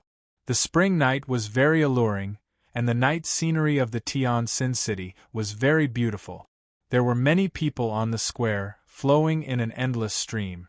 Many young men and women were playing. The young man's leisurely expression and the young girl's bell-like laughter added a lot of color to the city. Luli got on Chief Steward Bai's carriage, but he didn't go to the Heaven Prison Chamber of Commerce. Instead, he went out of the city. Chief Steward Bai explained that Madame Yen was at the Bai Emperor Mountain, where the Bai family was located. She summoned Luli at the Bai Emperor Mountain because she thought highly of Luli. After all, not everyone could go to the Bai Emperor Mountain. Sitting in the chariot, Luli was not in the mood to enjoy the beautiful scenery around him. He was deep in thought. His eyes flickered and nobody could tell what was on his mind. The Bai Di Mountain was a few miles away from the North City. Once they got out of the North City gate they could see it. The mountain was not too tall, but it was very steep, like a pillar that supported the heavens, piercing straight into the clouds. The war chariot was carried by 2 divine horses, and its speed was very fast. In the time it took for an incense stick to burn, it arrived at the foot of the mountain. Luli saw a winding mountain path from afar. It was very steep. He asked with a frown, "Chief Steward Bai, it must be hard for the chariot to go up with such shaking, right?" "Don't worry." Chief Steward Bai turned around and smiled. "There is a small teleportation circle at the foot of the mountain that can directly reach the peak. This mountain path is usually used by servants. Guests usually take the teleportation circle." Luli rolled his eyes. What was a rich family? This was it. He even built a teleportation formation outside his own courtyard. He must have too many Xian crystals to spend. Following the official road, they soon arrived at a small plaza. There were a few stone castles near the plaza. Indeed, there was a small transportation formation guarded by a few cultivators. Chief Steward Bai led Luli off the chariot. He showed the token in his hand and entered the teleportation formation. A ray of white light shot up to the sky. Luli saw a flash of white light and then he appeared in a grassland. He looked over and saw the Heaven Prison City in the distance to the south. "It's a good place." Luli suddenly understood why the old man of Heaven Prison wanted the Bai family compound to be built here. From here, the entire Heaven Prison City could be seen. He felt like a high and mighty monarch, and he had absolute control over every movement of the city below him. In front of them were neat and magnificent stone forts. There was no end to them. Trees were luxuriant and the scenery was beautiful. The yard of the overlord of the Thousand Island Lake was really magnificent. "Brother Lu, this way please." Chief Steward Bai did not lead Luli towards the huge group of stone forts in front of them. Instead, they went to the left. There weren't too many stone castles here, but there were many flower ponds with fresh flowers planted everywhere. At this moment, it was spring and hundreds of flowers were in full bloom. The moonlight was like mercury sprinkling on the ground, and it was extremely beautiful. After several twists and turns, they finally reached their destination. It was actually an open-air pavilion on the edge of the cliff. Looking out from the pavilion, one could see the undulating mountain range in the distance, as well as the small towns and tribes. It was extremely spacious, making one feel carefree and relaxed. There were a few maids standing in the open-air pavilion. A square table was placed in the middle of the pavilion, and candles were lit all around it. A woman wearing a black floral qipao was sitting behind the square table with a cup of wine in her hand. The lady didn't look at Luli. She was looking at the mountains in the distance. Her eyes were sparkling like stars, her pretty face, and her alluring body made Luli's eyes pop out. This was what it meant to be exceptionally enchanting. Chief Steward Bai nodded to Luli and left. Luli walked towards the open-air pavilion while keeping his eyes on Madame Yen. He didn't try to hide the passion and lust in his eyes. He just looked at Madame Yen like she was the most beautiful treasure in the world. When Luli got closer, Madame Yen finally looked away. She turned around and smiled at Luli. She said lightly, "Have you seen enough?" "Not yet." Lu Li answered honestly. Then, without waiting for Madame Yan's invitation, he sat across from her, picked up the goblet of wine that he had poured for a while, took a sip and said, "Madam, your beauty is a gift from the heavens. Beautiful things are meant to be appreciated and praised. I have seen many girls, but madam, you are definitely the most beautiful one." Lu Li's bold and even rude words surprised Madame Yen. She looked at Lu Li carefully and was surprised again. She found that Lu Li's temperament was quite different from the last time they met. He was more composed and confident and domineering. A young man was still a young man. His childishness had not faded away. How could he grow so fast in just a month? Madame Yen saw him in a different light. She suddenly waved her hand and the maids left. She put on a beautiful smile and said lightly, "Lu Li, maybe you don't know this, but I have another nickname, Black Widow. You are here alone and you are so rude. Aren't you afraid that you can't leave the Bai Emperor Mountain?" Black Widow? Lu Li was surprised. This Madame Yen was a widow? Black Widow, could it be that many people died in her hands? Lu Li shrugged his shoulders and said, "To die in the hands of a beautiful woman, I can be a dissolute ghost. It is my honor to die in the hands of a beauty like you." Looking at Lu Li's passionate eyes, Madame Yen forced a smile and said, "You are getting bolder." Lu Li smiled lightly. He didn't mind it at all. He had just offended Bai Xiaoshuang and humiliated the Bai family. Now, he had the guts to go to the Bai Emperor Mountain alone. How could he not be bold? Cultivating qi and moving body. After becoming the island owner of the Blood Evil Island and the Saint Lord of the Cyan Phoenix race and the Mammoth race, Lu Li's temperament was changing. Maybe it was because he knew that he was a disciple of the Lu family, the most powerful bloodline family of the 10 Central Plains. Therefore, he had more pride in his bones.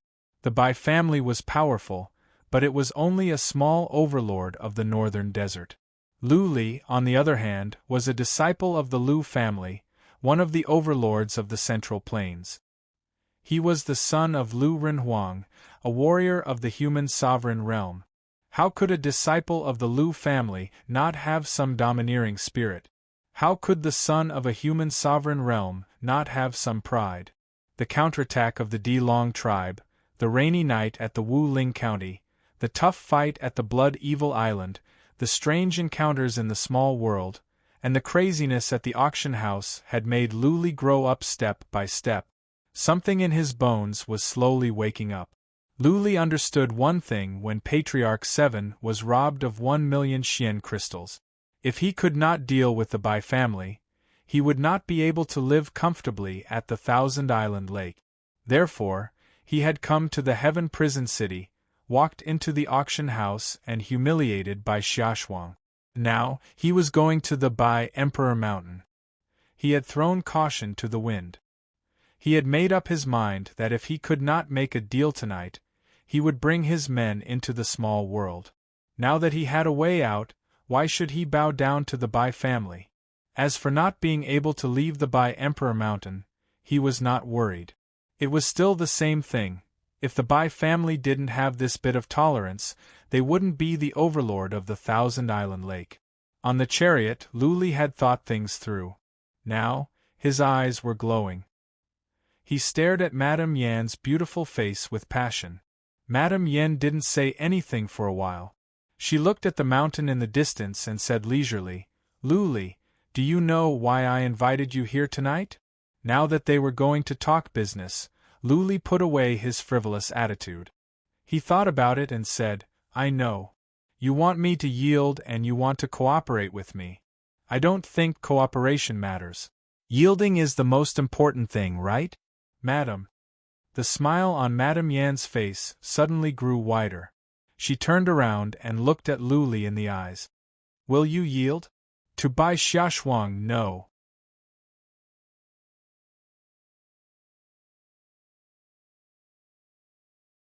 Chapter 163. Madame Yen had always been interested in Lu Li. The first time they met, she tried to check Lu Li's soul but failed. At that moment, She knew that Lu Li either had an unusual soul or he had some treasures on him. Later on, she asked Chief Steward Bai to look into Lu Li's identity, only to find out a big secret. Back then, she was very suspicious that Lu Li was Lu Renhuang's son. Unfortunately, Lu Li had not awakened the King Kong bloodline, so she was not sure. Later, she set up a trap and asked Mingyu to go and save Lu Li. She wanted to prove that Lu Li was Lu Renhuang's son. However, to her disappointment, Lu Li was not the son of Lu Renhuang. Mingyu had Lu Renhuang's token in his hand, but it did not light up. She used psychic power to check the jade talisman. It was indeed a jade talisman from a big family. Lu Renhuang once came to the Thousand Island Lake. Even though she never met him, it was true that Mingyu was indebted to Lu Renhuang. Since Mingyu was sure that Lu Li was not the son of Lu Renhuang, then it must be true. The greater the hope, the greater the disappointment. Madame Yen was in a bad mood after she came back. When Chief Steward Bai asked her how to deal with Lu Li, she lost her temper. Therefore, when Lu Yi and the rest went to sell the blood caterpillar fruits, the price dropped and Chief Steward Bai's attitude changed drastically. From that day on, Madame Yen didn't pay much attention to Lu Li until he came to the Heaven Prison City tonight. Lu Li walked into the auction house in a fit of pique, which aroused Madame Yen's curiosity. What happened next shocked Madame Yen even more. The mysterious ghost mask had a space ring and a treasure that could be used as collateral for 20 million Xian crystals. He was spending money like crazy. Everything made Lu Li more mysterious. Madame Yen was curious and interested in this young man again. That was why tonight's by Emperor Mountain gathering was held. 20 million Xian crystals was not a big deal, but Lu Li was born in a small tribe. He was bullied since he was little. He was so poor that he had to carry coffins. When the Lu family arrived at the Thousand Island Lake, they were poor. Now that the Lu family had just occupied the Blood Evil Island, there were many things to be done. Where did Lu Li get the Xian crystals to buy an interspatial ring? Where did he get the ghost mask? And why did Hunchback Tian suddenly break through? What treasures did Lu Li rely on to get 20 million Xian crystals? Was he really Lu Renhuang's son? Madame Yen wanted to know. She wanted to establish some kind of relationship with this mysterious young man, and wanted to help him resolve the resentment between him and Bai Xiaoshuang.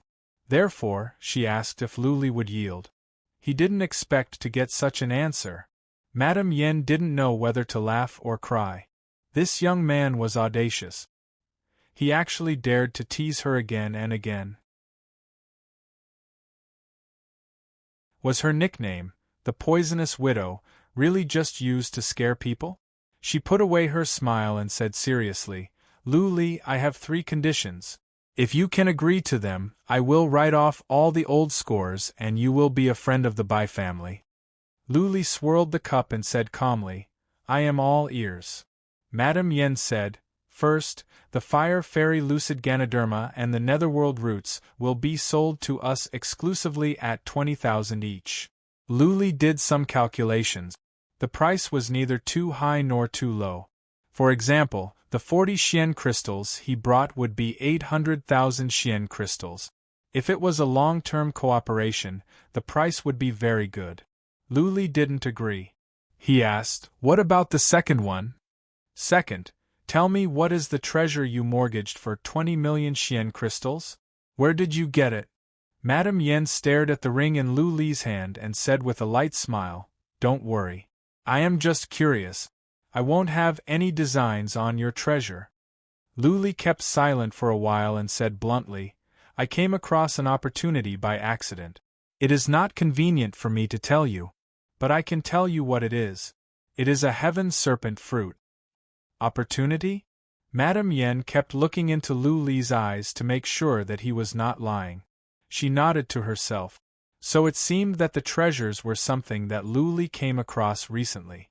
In other words, they were not left to him by Lu Renhuang. Madame Yen was a bit disappointed. She thought about it and said, Lu Li, I have looked into your background. I found that your father's background is very mysterious. Maybe he has a big background. Do you want me to look into it for you? While she was talking, Madame Yen kept looking into Lu Li's eyes and face. Lu Li's eyes lit up. He said seriously, "Thank you, madam. Last time, Lord Mingyu said that I am his young master. I think my identity is not ordinary. Can I really be a disciple of the Lu family at the Central Plains? How about, Madame Yen, please send someone to the Central Plains. If I really am a disciple of the Lu family, I will reward you handsomely in the future." Lu Li's words were mixed with lies, but the passion in his eyes could not lie. He really wanted Madame Yen to send someone to the Central Plains. By then, the Lu family could send someone to save his father, and he could reveal his identity openly. "You're dreaming." Madame Yen rolled her eyes. She was naturally charming, but she was less doubtful. It seemed that Lu Li really was not the son of Lu Renhuang. Go to the Lu family at the Central Plains and ask? She had never thought about it. To go to the Central Plains, she had to take the teleportation formations at the 3 royal cities, or take the ancient chariot or iron-armored ships. Madame Yen was not qualified enough to use the teleportation formations at the 3 royal cities. Taking the ancient chariot or iron-armored ships was out of the question. The Central Plains was too far away, and the journey would not be peaceful. The Central Plains was dozens of times larger than the Northern Desert. It would be hard to find the Lu family at the Central Plains. At the very least, even if she could find the Lu family easily, could her people get into the Lu family's gate? Madame Yen put this problem aside. She thought about it and said the third condition. "Lu Li, the third condition is that you go to the tomb of Dragon King with Shuang-Er in a month's time. If you agree to the first condition, I promise you that nobody in the Bai family will make things difficult for you in the future." Wait. Lu Li sensed something was wrong. He waved his hand and said, "A warrior prefers death to humiliation. I have said it. I can bow my head to you, but not to Bai Xiaoshuang." Asking him to go to the tomb of Dragon King with Bai Xiaoshuang was clearly sending him to be tortured by Bai Xiaoshuang. What could he do with Bai Xiaoshuang when he was so weak? Be a servant? An attendant? Or a punching bag? What's the rush? Madame Yen glared at Lu Li and said, "I asked you to go with Shuang-Er not to vent her anger for her, but to protect her. Are you kidding me?" Lu Li rolled his eyes. He, a warrior at the later stage of the Spirit Sea realm, had to protect a warrior at the middle stage of the Soul Pond realm with 7th rank bloodline? Was Madame Yen drunk? What was more, there were so many powerful warriors in the Bai family. They even had warriors of the Fate Wheel realm and the Eternal realm. Why would they need a small fry like him to be a bodyguard? "I am not kidding," Madame Yen said seriously. "The tomb of Dragon King is different from other places. Warriors above the age of 20 cannot go there. Shuang-Er's realm is good and her bloodline is of a high rank, but she has almost zero practical experience. Of course, this time, the family will send a team of disciples below the age of 20. I asked you to go with them, just in case. I will mediate the conflict between you and Shuang-Er. I promise that Shuang-Er will not make things difficult for you this time. You only need to go with her and try your best to keep her safe. You don't have to worry about anything else. For the fight at the tomb of Dragon King, all the young elite disciples of the 5th rank families of the Northern Desert will be sent out. This is a good chance for you to gain experience. Also, all the treasures you get in there will be yours." Tomb of Dragon King? Lu Li found the name familiar. He thought about it and suddenly got an idea. He said, "The purple gold ancient chariot at the auction seems to be a gift from the Dragon King to his daughter. Is the tomb of Dragon King the tomb of this Dragon King?" "Yes."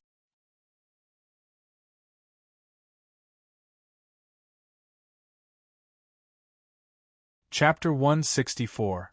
There had been no news of a human sovereign in the Northern Desert recently, but that did not mean there had never been one in history.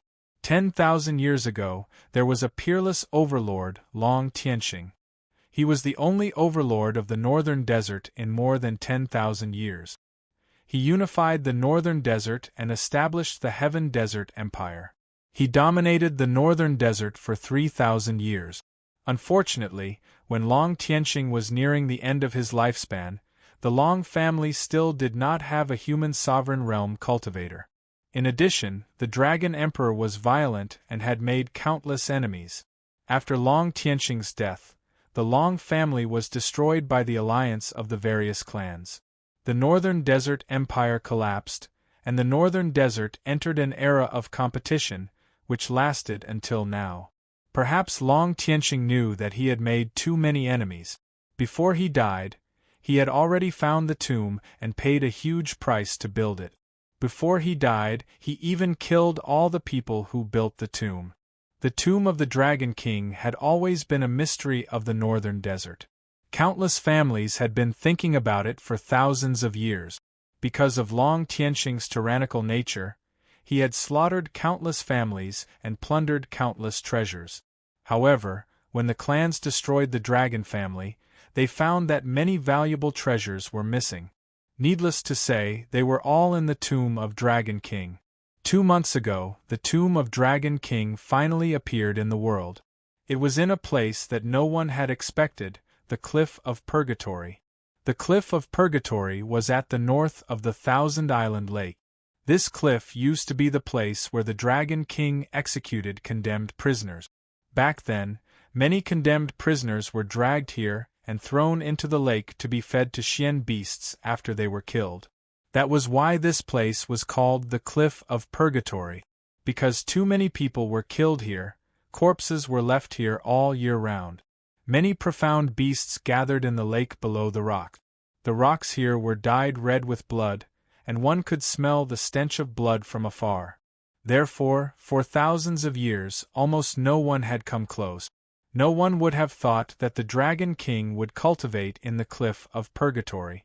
That was why the tomb of the Dragon King had not been discovered for so many years. 2 months ago, a third-rank family of the Thousand Island Lake hunted down an enemy to the Cliff of Purgatory. At the critical moment of life and death, that enemy made the breakthrough to the Soul Pond realm and fought at the foot of the Cliff of Purgatory. In the end, he accidentally released his Xian energy to attack the cliff wall of the Cliff of Purgatory. The entrance to the tomb of Dragon King was revealed. That family immediately sent people in to investigate. In the end, they discovered that there was a powerful restriction at the entrance. Many experts could not enter, but a young master of the family who accompanied them easily entered. That clan's young master walked around for a while and brought out 3 treasures: a purple war chariot, a bottle containing the origin blood essence, and a heaven-tier Xian artifact.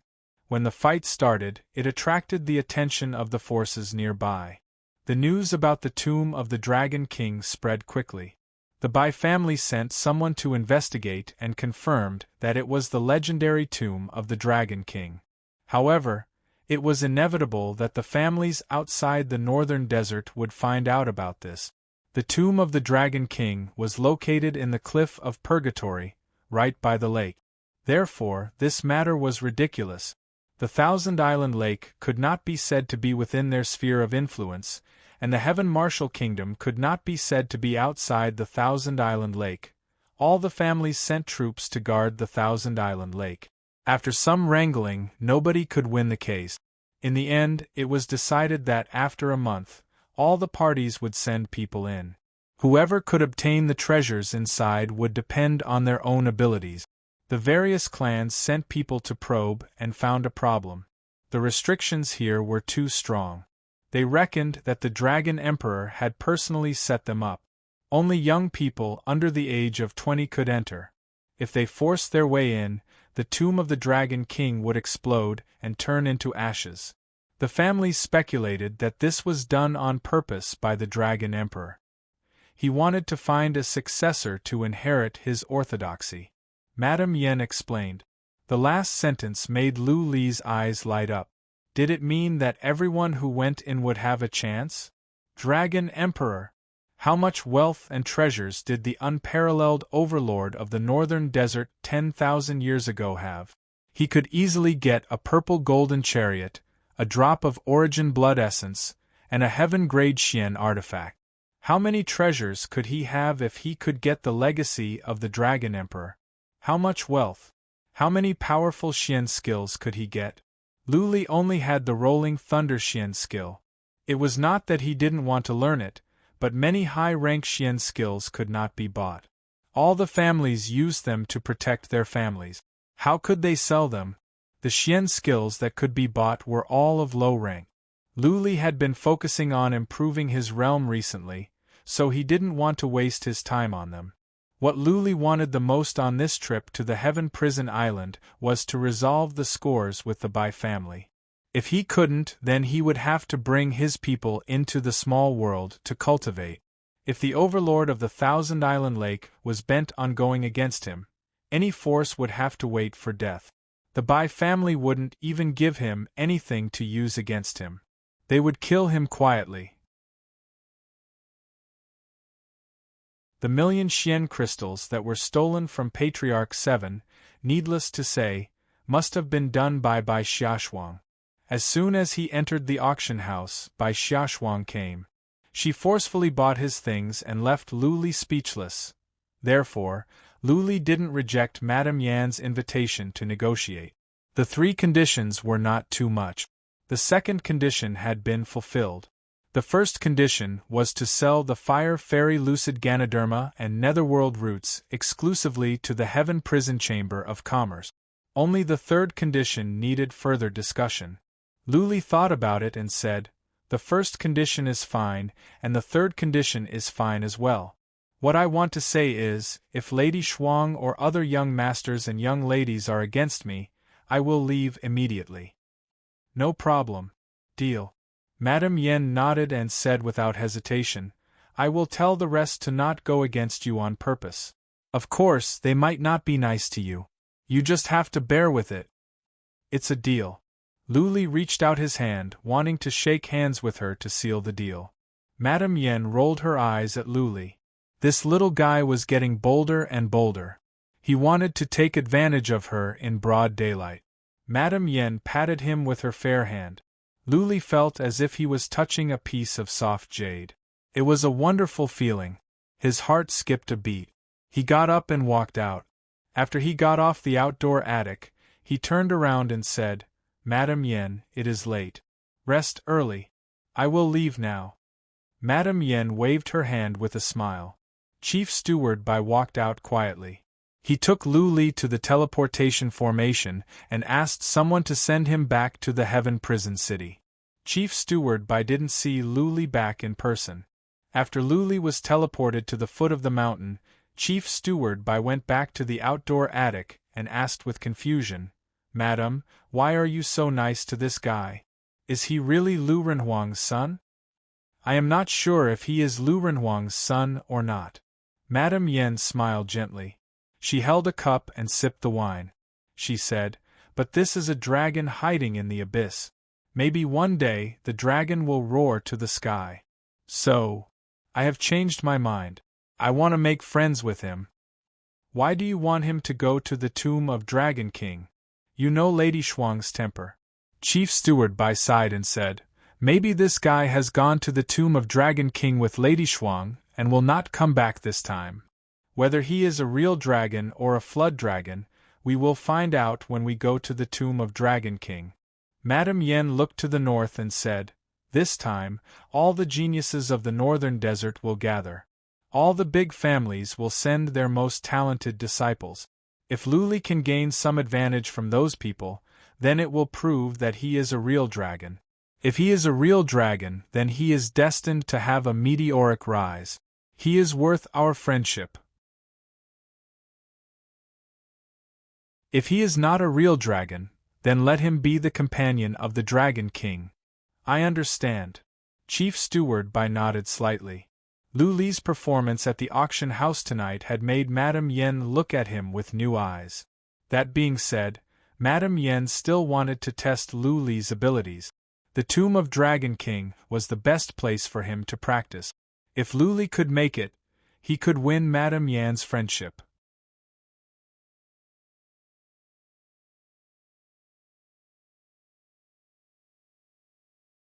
Chapter 165. Luli went back to the tavern in the Heaven Prison City. Hunchback Tian and Patriarch Lu had already come back. Luli didn't explain much to Patriarch Lu. He just said that he went to the Bai Emperor Mountain and the trouble of the Bai family was solved. Seeing that Luli was not in the mood to talk, Patriarch Lu didn't dare to ask more questions. Watching Luli go back to his room, Patriarch Lu found it harder and harder to understand Luli. The poor young man who used to carry coffins for the Lu family had become the patron of the Lu family. He was full of mysteries. He dared to challenge a young lady of the Bai family at the auction house. Now, he could go in and out of the Bai Emperor Mountain and settle the scores with the Bai family at will. He could summon clouds and rain with a flip of his hand. The guest warrior of the Lu family had become the patron and master of the Lu family. Patriarch Lu was not unhappy about this. Instead, he hoped that Luli could grow faster. This young man had become the hope for the revival of the Lu family. Patriarch Lu was convinced of this. Luli didn't cultivate after he went back to his room. He sat there in a daze trying to figure something out. After a while, he realized that the more he tried, the more confused he became. Even he himself was confused. After sitting there for an hour, Luli washed his face. He decided not to think about it anymore. As he said, as long as he was alive, nothing else mattered. He had put the matter of the Cyan Phoenix race and the Mammoth race out of his mind. He didn't care even if the two races were up to something. He didn't care what Madame Yen thought. What he had to do now was to make himself stronger and more powerful. He took out the transparent jade bottle and circulated his Xian energy around it. The drop of origin blood essence started to move around. A surge of powerful qi and blood enveloped the room. The blood in Luli's body was tumbling. His eyes were glaring in silver light. The silver dragon mark on his back was glowing as well. Both his body and soul were trembling. This blood, Luli murmured. He resisted the urge to consume the blood immediately and retracted his Xian energy. The blood in the jade bottle stopped moving and Luli's body calmed down. He stared at the jade bottle for a while. Many thoughts flashed through his mind. There was no doubt that the blood would be of great help to him, but he didn't dare to consume it rashly. What if this blood was too tyrannical and caused his body to explode? What if this blood was of the fire attribute and he was burned to death? Let's go back and look for information on the various origin blood essences and the refining method. Luli put the origin blood essence into his interspatial ring, closed his eyes and started to cultivate. Since he had promised Madame Yen that he would go to the tomb of Dragon King in a month, he had to keep his word.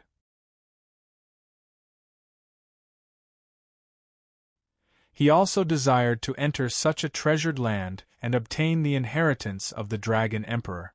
At the very least, he wanted to obtain some treasures. For this treasure hunt in the tomb of the Dragon King, all the geniuses and geniuses of the big families of the northern desert would come out. How many powerful warriors would there be? Luli did not know. He only knew that it was dangerous this time. If he was not careful, the tomb of Dragon King would be his burial ground. The geniuses of all the clans were mobilized, including the Yu family. Lord Yu hated him to the bone. If he knew that Yi Futian had entered, he would have ordered the geniuses of the Yu family to find a chance to kill Yi Futian. Bai Xiaoshuang was at the middle stage of the Soul Pond realm with 7th rank bloodline. The girl with the jade flute he met at the frigid Cloud Mountain also had 7th rank bloodline. She must have reached the Soul Pond realm. Most of the geniuses entering the tomb of Dragon King this time would be at the Soul Pond realm. It would be too easy for Luli, who was only at the later stage of the Spirit Sea realm, to be killed. If he didn't think of a way to become stronger, it wouldn't bode well for him. Weapons. First of all, he must have a good weapon. His mighty heaven halberd was destroyed by Dummy. Without a suitable weapon, his fighting capacity would be greatly reduced. Secondly, Xian skills. He had to find a way to get 1 or 2 powerful Xian skills in order to increase his fighting capacity. As for the realm, he could forget about it. It would take him at least 10 years to cultivate from the later stage of the Spirit Sea realm to the peak of the Spirit Sea realm without the Cyan Phoenix pellet.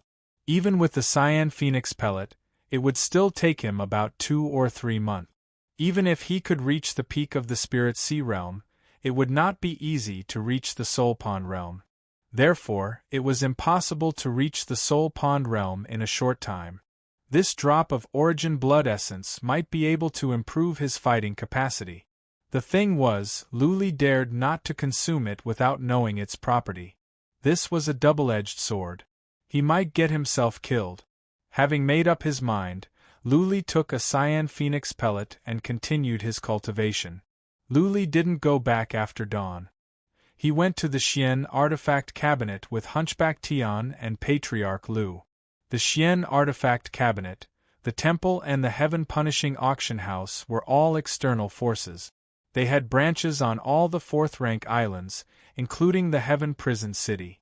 The one who received Luli was a middle-aged chief steward with the surname of Yang.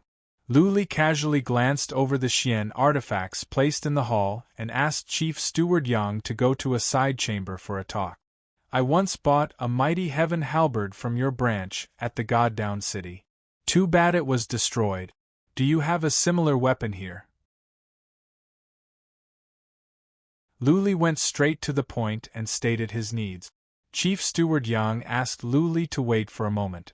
He went out to do some research and came back in. We do have a heavy weapon like this. It is a heavy sword. Someone bring it here. 2 attendants came in with a huge heavy sword. The sword was about the same length as the mighty heaven halberd. It was black all over, giving off a cold glare. It was a very domineering weapon. Luli picked it up. He found the sword was lighter than the mighty heaven halberd, but it still weighed more than 11,000 pounds. He swung it several times but found it was not easy. At first, he used a saber, then a halberd. If he were to change to a sword now, it would take him a long time to get used to it. Luli thought about it and said, Chief Steward Yang, can you customize a weapon like the mighty heaven halberd for me? The price is negotiable. Customize? No problem. But it may take longer. Chief Steward Yang did some calculations and said, the mighty heaven halberd is of the 3rd rank of the earth grade. If you want it customized, it will take you at least a month. A month? The timing was just right. Luli thought of something and asked, you can customize weapons of higher ranks? As long as you have Xian crystals, you can customize any Xian artifact of the heaven grade. Chief Steward Yang said with pride, we at the Xian Artifact Cabinet can even make Xian artifacts of the 9th rank of the heaven grade. More than 30 of the top 100 powerful warriors on the Northern Desert Warlord list use Xian artifacts customized by us. Impressive. Luli had to admire this. He asked tentatively, what is the price for customized Xian artifact of the heaven grade? Chief Steward Yang said with a smile, the lowest Xian artifact of the heaven grade will cost at least 3 million Xian crystals. If you have special requirements or you want it to be of a higher rank, the price will be negotiated. I can't afford it. Luli gave up on the idea. The auction house only sold it for 600,000 Xian crystals. The heaven serpent fruit was still mortgaged at the auction house. Luli asked about the price of customized Xian artifacts of the earth grade. In the end, Luli spent 200,000 Xian crystals to customize a Xian artifact of the 6th rank of the earth grade. It was similar to the mighty heaven halberd, but it was several tens of thousands of pounds heavier. Not only did it increase speed, it also increased strength. It was only 3 ranks higher, but Luli was in a hurry so the price was much higher. 300,000 Xian crystals was nothing to Luli, so he paid the Xian artifact cabinet directly. Strength. Walking out of the Xian artifact cabinet, Luli thought about the blood refinement pellet again. Should he buy some pellets that could increase strength to make his physical strength stronger? Would there be side effects if he just kept on increasing his physical strength? He looked at Hunchback Tian and asked. Hunchback Tian's advice made Lu Li give up on increasing his physical strength. The human body was a wonderful thing. If one was not of a special race, it was better not to disturb the balance of the body on purpose, not to mention forcibly increasing strength with pellets. Let's go to the Heaven Prison Chamber of Commerce.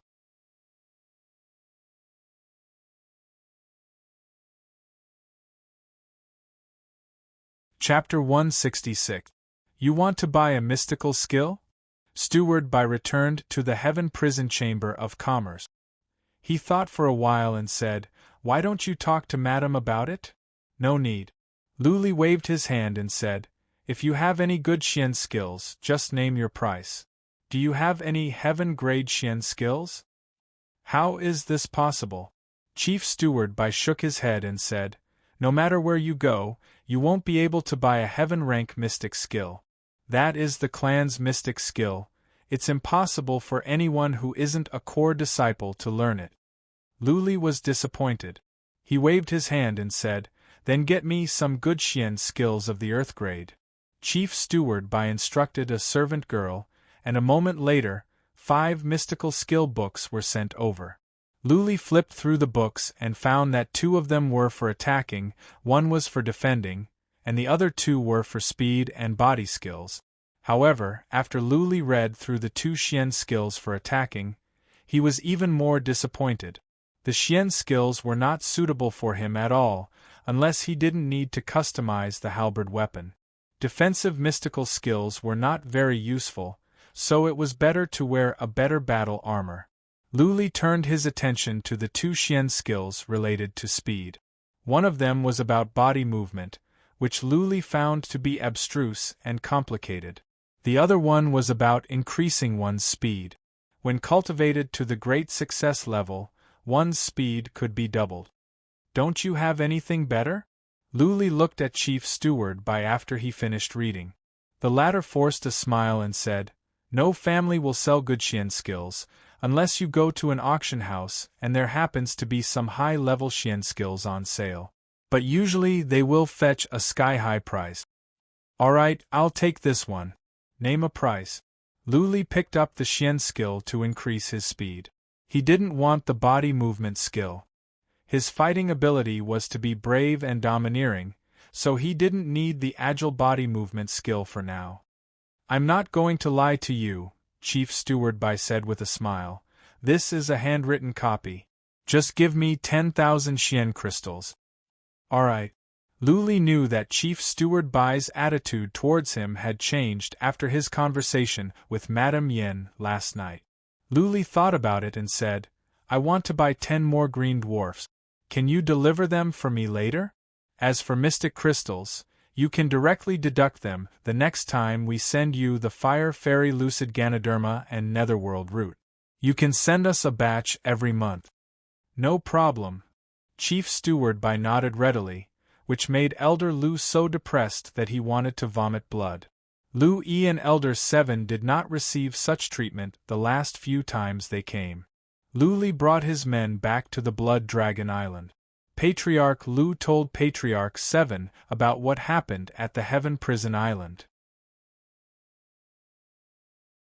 Patriarch 7 and the others were dumbfounded, as if it were a fantasy story. Lu Li was becoming more and more mysterious. Of course, Patriarch 7 and the others dared not to say anything about Lu Li. Lu Li was no longer the coffin carrier he used to be. Even Ming Yu knelt to him. As soon as Lu Li went to the Heaven Prison City, he could go to the Bai Emperor Mountain directly and change the Bai family's attitude with just a few words. Lu Li didn't explain too much. He just told them that they could continue to grow Fire Fairy Lucid Ganoderma and Netherworld roots and sell them all to the Heaven Prison Chamber of Commerce. The 10 green dwarfs would be shipped back after a while, so that the Lu family could develop in peace. Lu Li also said that he would be going out in a month and that it might take some time.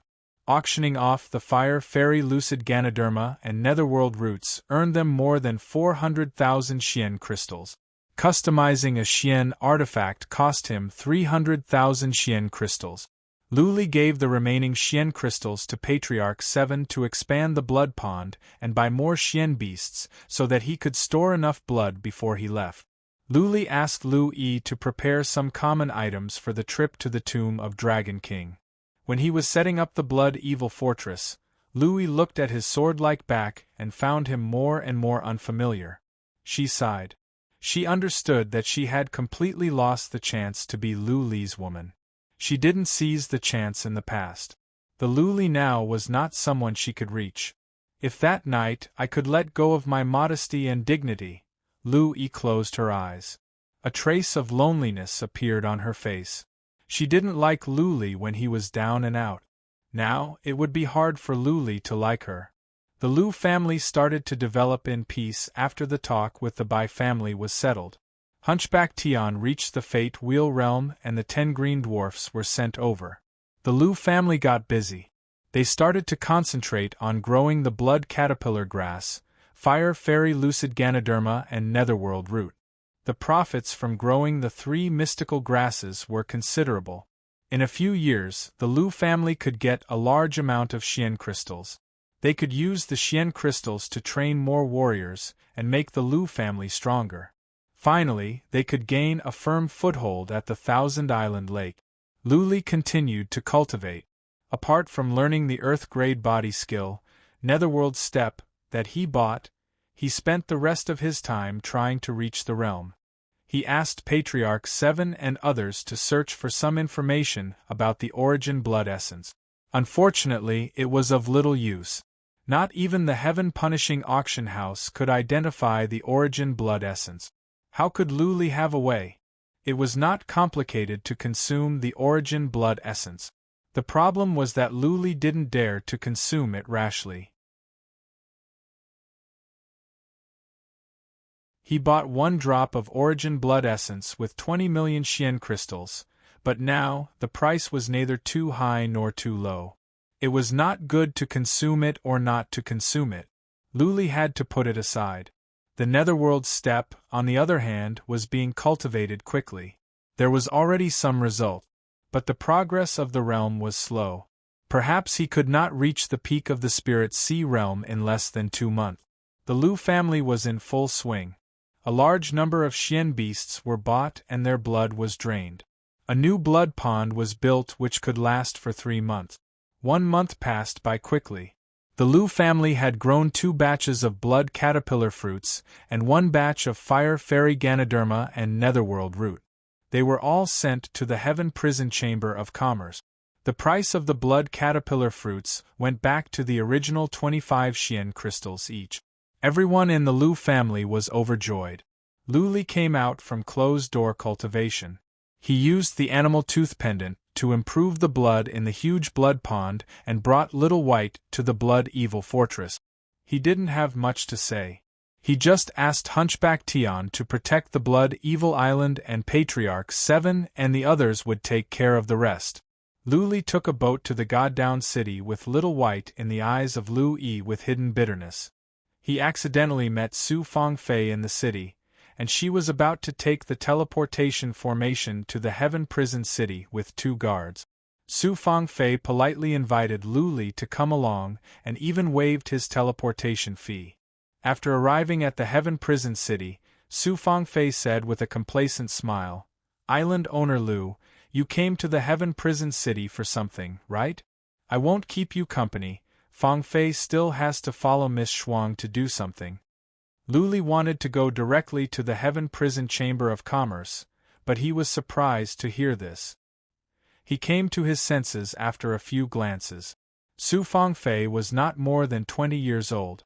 It seemed that she was going to the tomb of Dragon King with Bai Xiaoshuang. He smiled and did not say anything. He went to the mystic weapon chamber to retrieve his weapon. The weapon was forged according to Lu Li's requirements. Time was of the essence, so Lu Li tried it casually and was very satisfied. Lu Li went to the Heaven Prison Chamber of Commerce to find Chief Steward Bai after he left. Chief Steward Bai brought Lu Li to the Bai Emperor Mountain in person. On the open ground at the foot of the Bai Emperor Mountain, Su Fangfei and a group of young masters and young ladies stood there in silence, waiting for Bai Xiaoshuang to lead the team. They were surprised to see Lu Li and Chief Steward Bai come on a chariot. When Lu Li and Chief Steward Bai took the teleportation formation to the Bai Emperor Mountain, Su Fangfei's surprise turned into shock. The Bai Emperor Mountain was not a place that anyone could go. For example, they had to wait down here when they went out with Miss Shuang. Lu Li was brought to the outdoor pavilion where he met Madame Yen the other day by Chief Steward Bai. Before Lu Li got close, he was already stunned.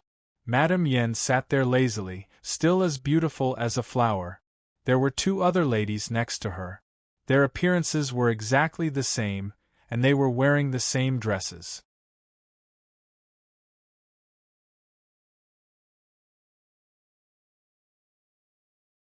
Chapter 167.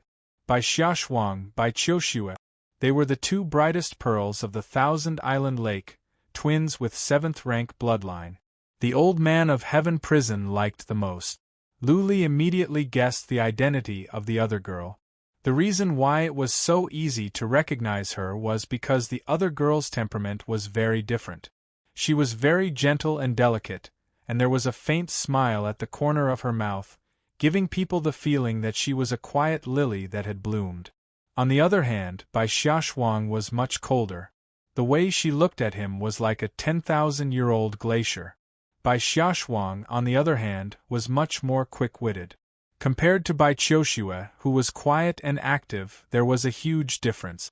However, the two of them looked exactly the same. When a beauty reached a certain level, it was very rare to see one. For example, Lu Yi was very common. Su Fangfei was a level better than Lu Yi, but Bai Xiaoshuang and Bai Qiuxue were even better than Su Fangfei. The looks and temperament of the two girls should be the best in the northern desert. They were at the same level as the young lady with a jade flute and a flower mark on her neck that Lu Li saw at the frigid Cloud Mountain. Beautiful women were hard to come by. Lu Li was at the age where he was full of vigor and vigor. Inevitably, he found it hard to control himself. Bai Xiaoshuang held her head high. She glanced at him and turned her head away. Madame Yen tasted the wine with a gentle smile. Bai Qiuxue, on the other hand, was looking at him curiously with a smile on the corner of her mouth, which made Lu Li feel very comfortable. In just 3 seconds, Lu Li had regained his composure. Everyone wanted to pursue a beautiful woman, but without the strength to do so, it would be impossible. What was more, based on Bai Xiaoshuang's impression of him, even if he were at the later stage of the Soul Pond realm, Bai Xiaoshuang wouldn't give him a second look. Lu Li's temperament was not bad. He smiled gently, cupped his fists and said, "Madame Yen, Lady Qiuxue." Bai Xiaoshuang waited for a moment, but Lu Li didn't say he had seen Lady Shuang. She glared at him angrily. Lu Li put on a mocking smile and said, "Lady Shuang, we meet again." "Humph." Bai Xiaoshuang snorted.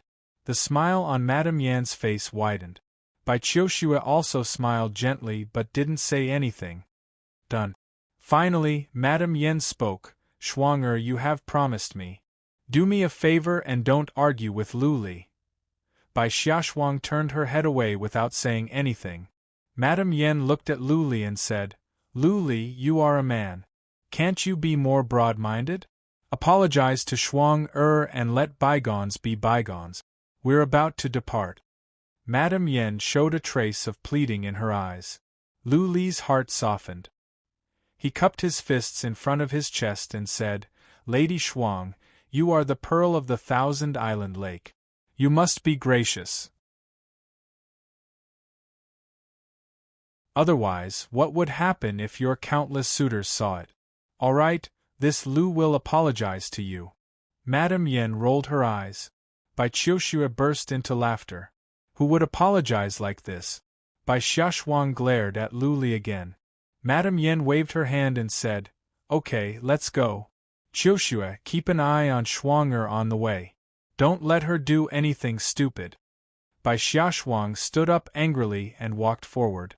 Bai Qiushue stood up and said with a smile, "Island owner Lu, Shuang-er is just stubborn and has a temper. She has a good heart. Please forgive her. Let's go now." Lu Li would show more respect when others showed respect.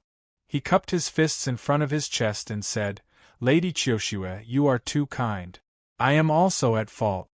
Bai Qiushue said nothing more. She walked forward with a smile. Lu Li and Chief Steward Bai followed her. Lu Li feasted his eyes on the perfect back and curves of the peerless beauty in front of him. Bai Qiushue had an elegant temperament. Even when she walked, she looked very attractive. Bai Xiaoshuang was already waiting outside the teleportation formation at the plaza on the peak. There were 6 other young men waiting with her, all of them 18 or 19 years old. Lu Li sensed them and found that they were all at the Soul Pond realm. 3 of them had bloodline marks on their necks, all cyan. Bloodline of the 5th rank. The Bai family really has a strong foundation. Lu Li exclaimed to himself. The old man of Heaven Prison had dominated the 1,000-island lake for more than 2,000 years. Countless resources had built up the prosperous Bai family. The 6 young men were all wearing luxurious clothes. Their skin was fair and their temperament was extraordinary. When they saw Bai Qiushue, they all showed respect. But when they saw Lu Li, their expressions turned cold. "So it seems that Bai Xiaoshuang has spoken ill of me. These young masters of the Bai family don't like me." Lu Li shook his head secretly. Bai Xiaoshuang and her sister were the 2 ladies with the highest status in the Bai family. These young masters must be following their lead. Lu Li had offended Bai Xiaoshuang. Naturally, these young masters would not be polite to him. Island owner Lu, these 6 are all young masters of the immediate Bai family. I will introduce them to you later. Bai Qiushue turned around and said to Lu Li in a low voice, which made Lu Li feel better about her.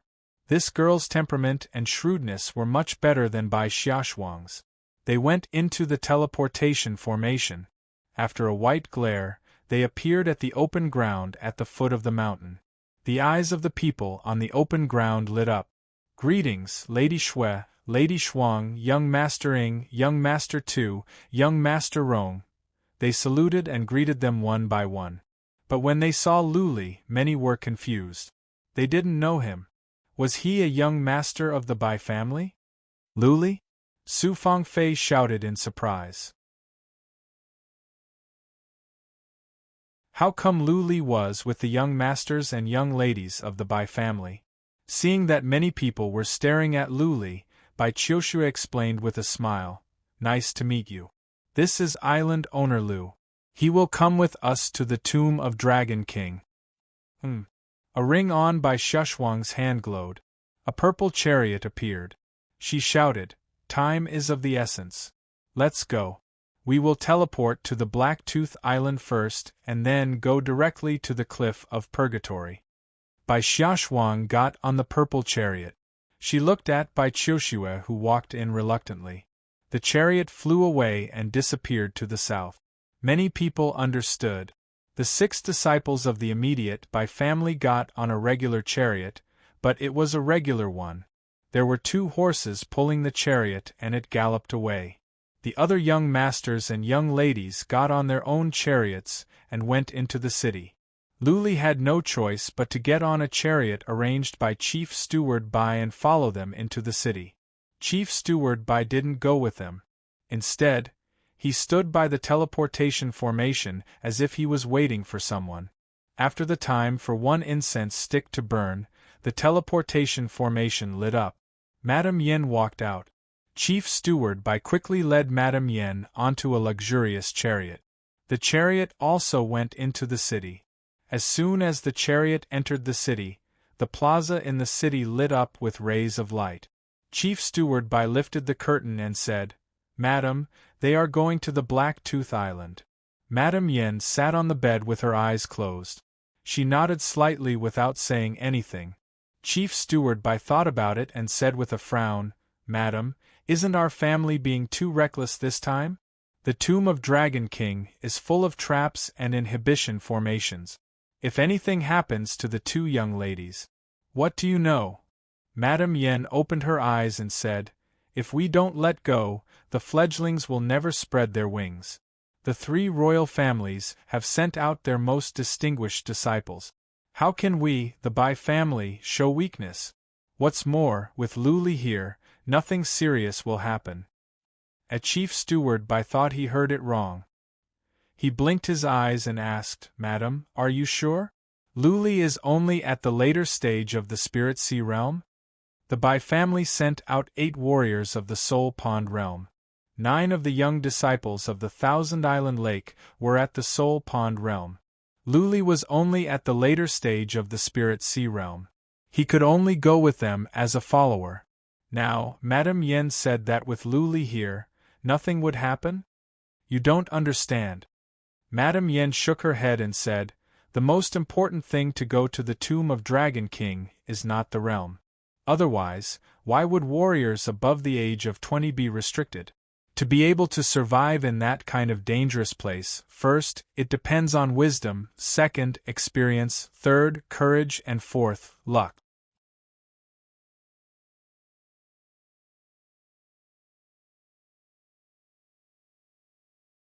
Chapter 168.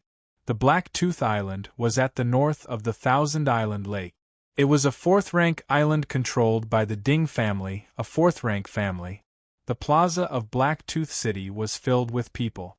The great elder of the Ding clan had been waiting here for a long time with many elders and young masters of the Ding clan. Buzz! A beam of light shone into the sky, and more than 20 figures appeared in the teleportation formation.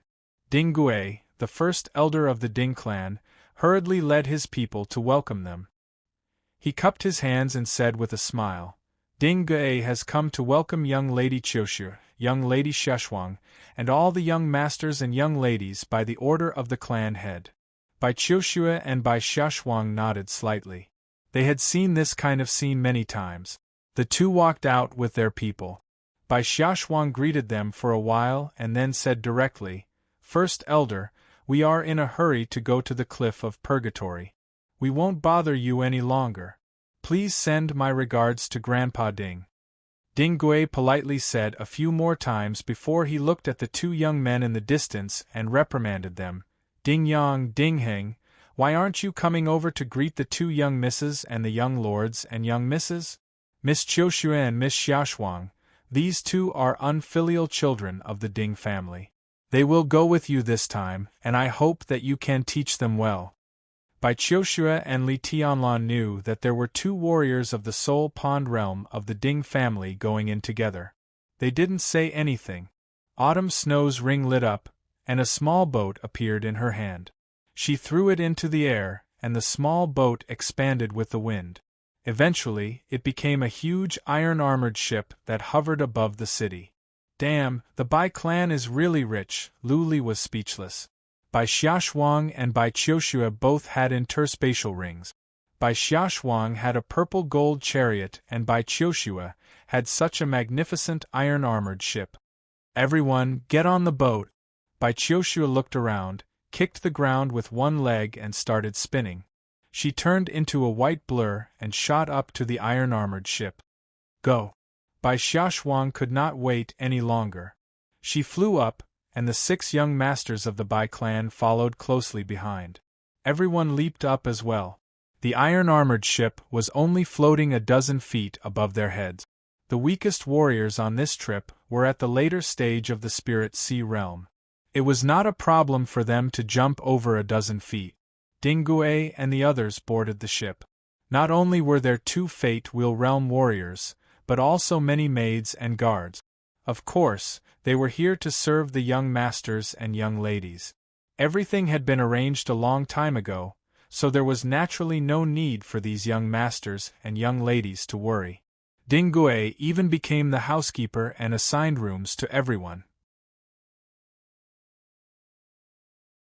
The iron-armored ship was spacious with many rooms. It could accommodate over 100 people, not to mention this small number of people. Luli was given a room, but it was a small one. There were no maids assigned to him. Luli didn't mind. The cliff of Purgatory was not far away.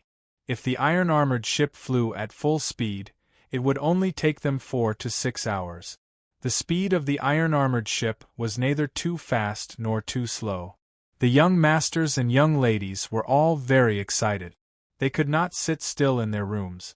They all went to the deck to enjoy the view and chat, thinking about what they would do after they went to the tomb of the Dragon King. Bai Qiushue went back to her room, but Bai Xiaoshuang couldn't sit still. She walked to the deck and was surrounded by a group of young masters and young ladies. Lu Li stood on the door and took a few glances before he went back to his room to cultivate.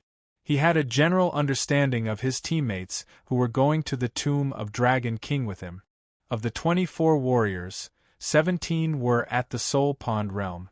Apart from 3 at the middle stage of the Soul Pond realm, the rest were at the initial stage. There were 7 at the later stage of the Spirit Sea realm, including Lu Li and Su Fangfei. All the elites of the Thousand Island Lake under the age of 20 were gathered here. It seemed that this was not just an opportunity to hunt for treasures, but also a chance for the Thousand Island Lake to compete with the young generation of the forces outside. The 3 royal families had led their teams here, and the 4th and 5th class clans of the Heaven Cold Kingdom, the Heaven Cold Kingdom, and the Heaven Martial Kingdom had sent their elite geniuses below the age of 20. Warriors of the Soul Pond realm that entered the tomb of Dragon King this time were as numerous as dogs. He, who was at the later stage of the Spirit Sea realm, would be at the bottom. Although this group of young masters and young ladies definitely had less combat experience than him, they had treasures all over their bodies. Many of them were bloodline warriors. Low profile, we must keep a low profile. Lu Li made up his mind. This time, he would follow Bai Xiaoshuang and Bai Qiushue and try not to cause any trouble. Whether or not they could obtain the treasure was secondary. Coming out alive was the most important thing. From time to time, noises could be heard coming from outside. A group of young masters and young ladies were extremely excited, as if they had been injected with chicken blood. After all, it was a rare opportunity to fight with the top geniuses outside and hunt for treasures together. Lu Li paid no attention to them and started to cultivate. His Spirit Sea had been expanded by several times. When his Spirit Sea was fully cultivated, he could try to reach the Soul Pond realm. Of course, it would take more than a month, and he would have to cultivate continuously. Before he knew it, 4 to 6 hours had passed. The iron-armored ship gradually slowed down. The young masters and young ladies were even more excited. They were about to arrive at the cliff of Purgatory. Lu Li was awakened by the noises. He got up and walked out. Looking forward, he saw a huge cliff in the distance and several iron-armored ships. He went back to his room at once to take out the ghost mask and put it on. With the mask on, many young masters might guess that he was the rich man who bought the Origin blood essence at 20 million, which would bring him a lot of trouble. But he couldn't worry about that now. He didn't want to be targeted by the Yu family. Otherwise, as soon as he entered the tomb of Dragon King, he would be attacked openly and covertly. Swish! As soon as he put on the mask and came out, a man flew over from a small island not far away. He was so fast, Lu Li only saw a blur. A white-haired middle-aged man was standing on the deck. Bai Qiushue had come out a while ago. Seeing the white-haired middle-aged man, she, Bai Xiaoshuang, and the other young masters and young ladies all bowed to him. Ding Gui also bowed in fear. Bai Lung. Lu Li knew who this man was.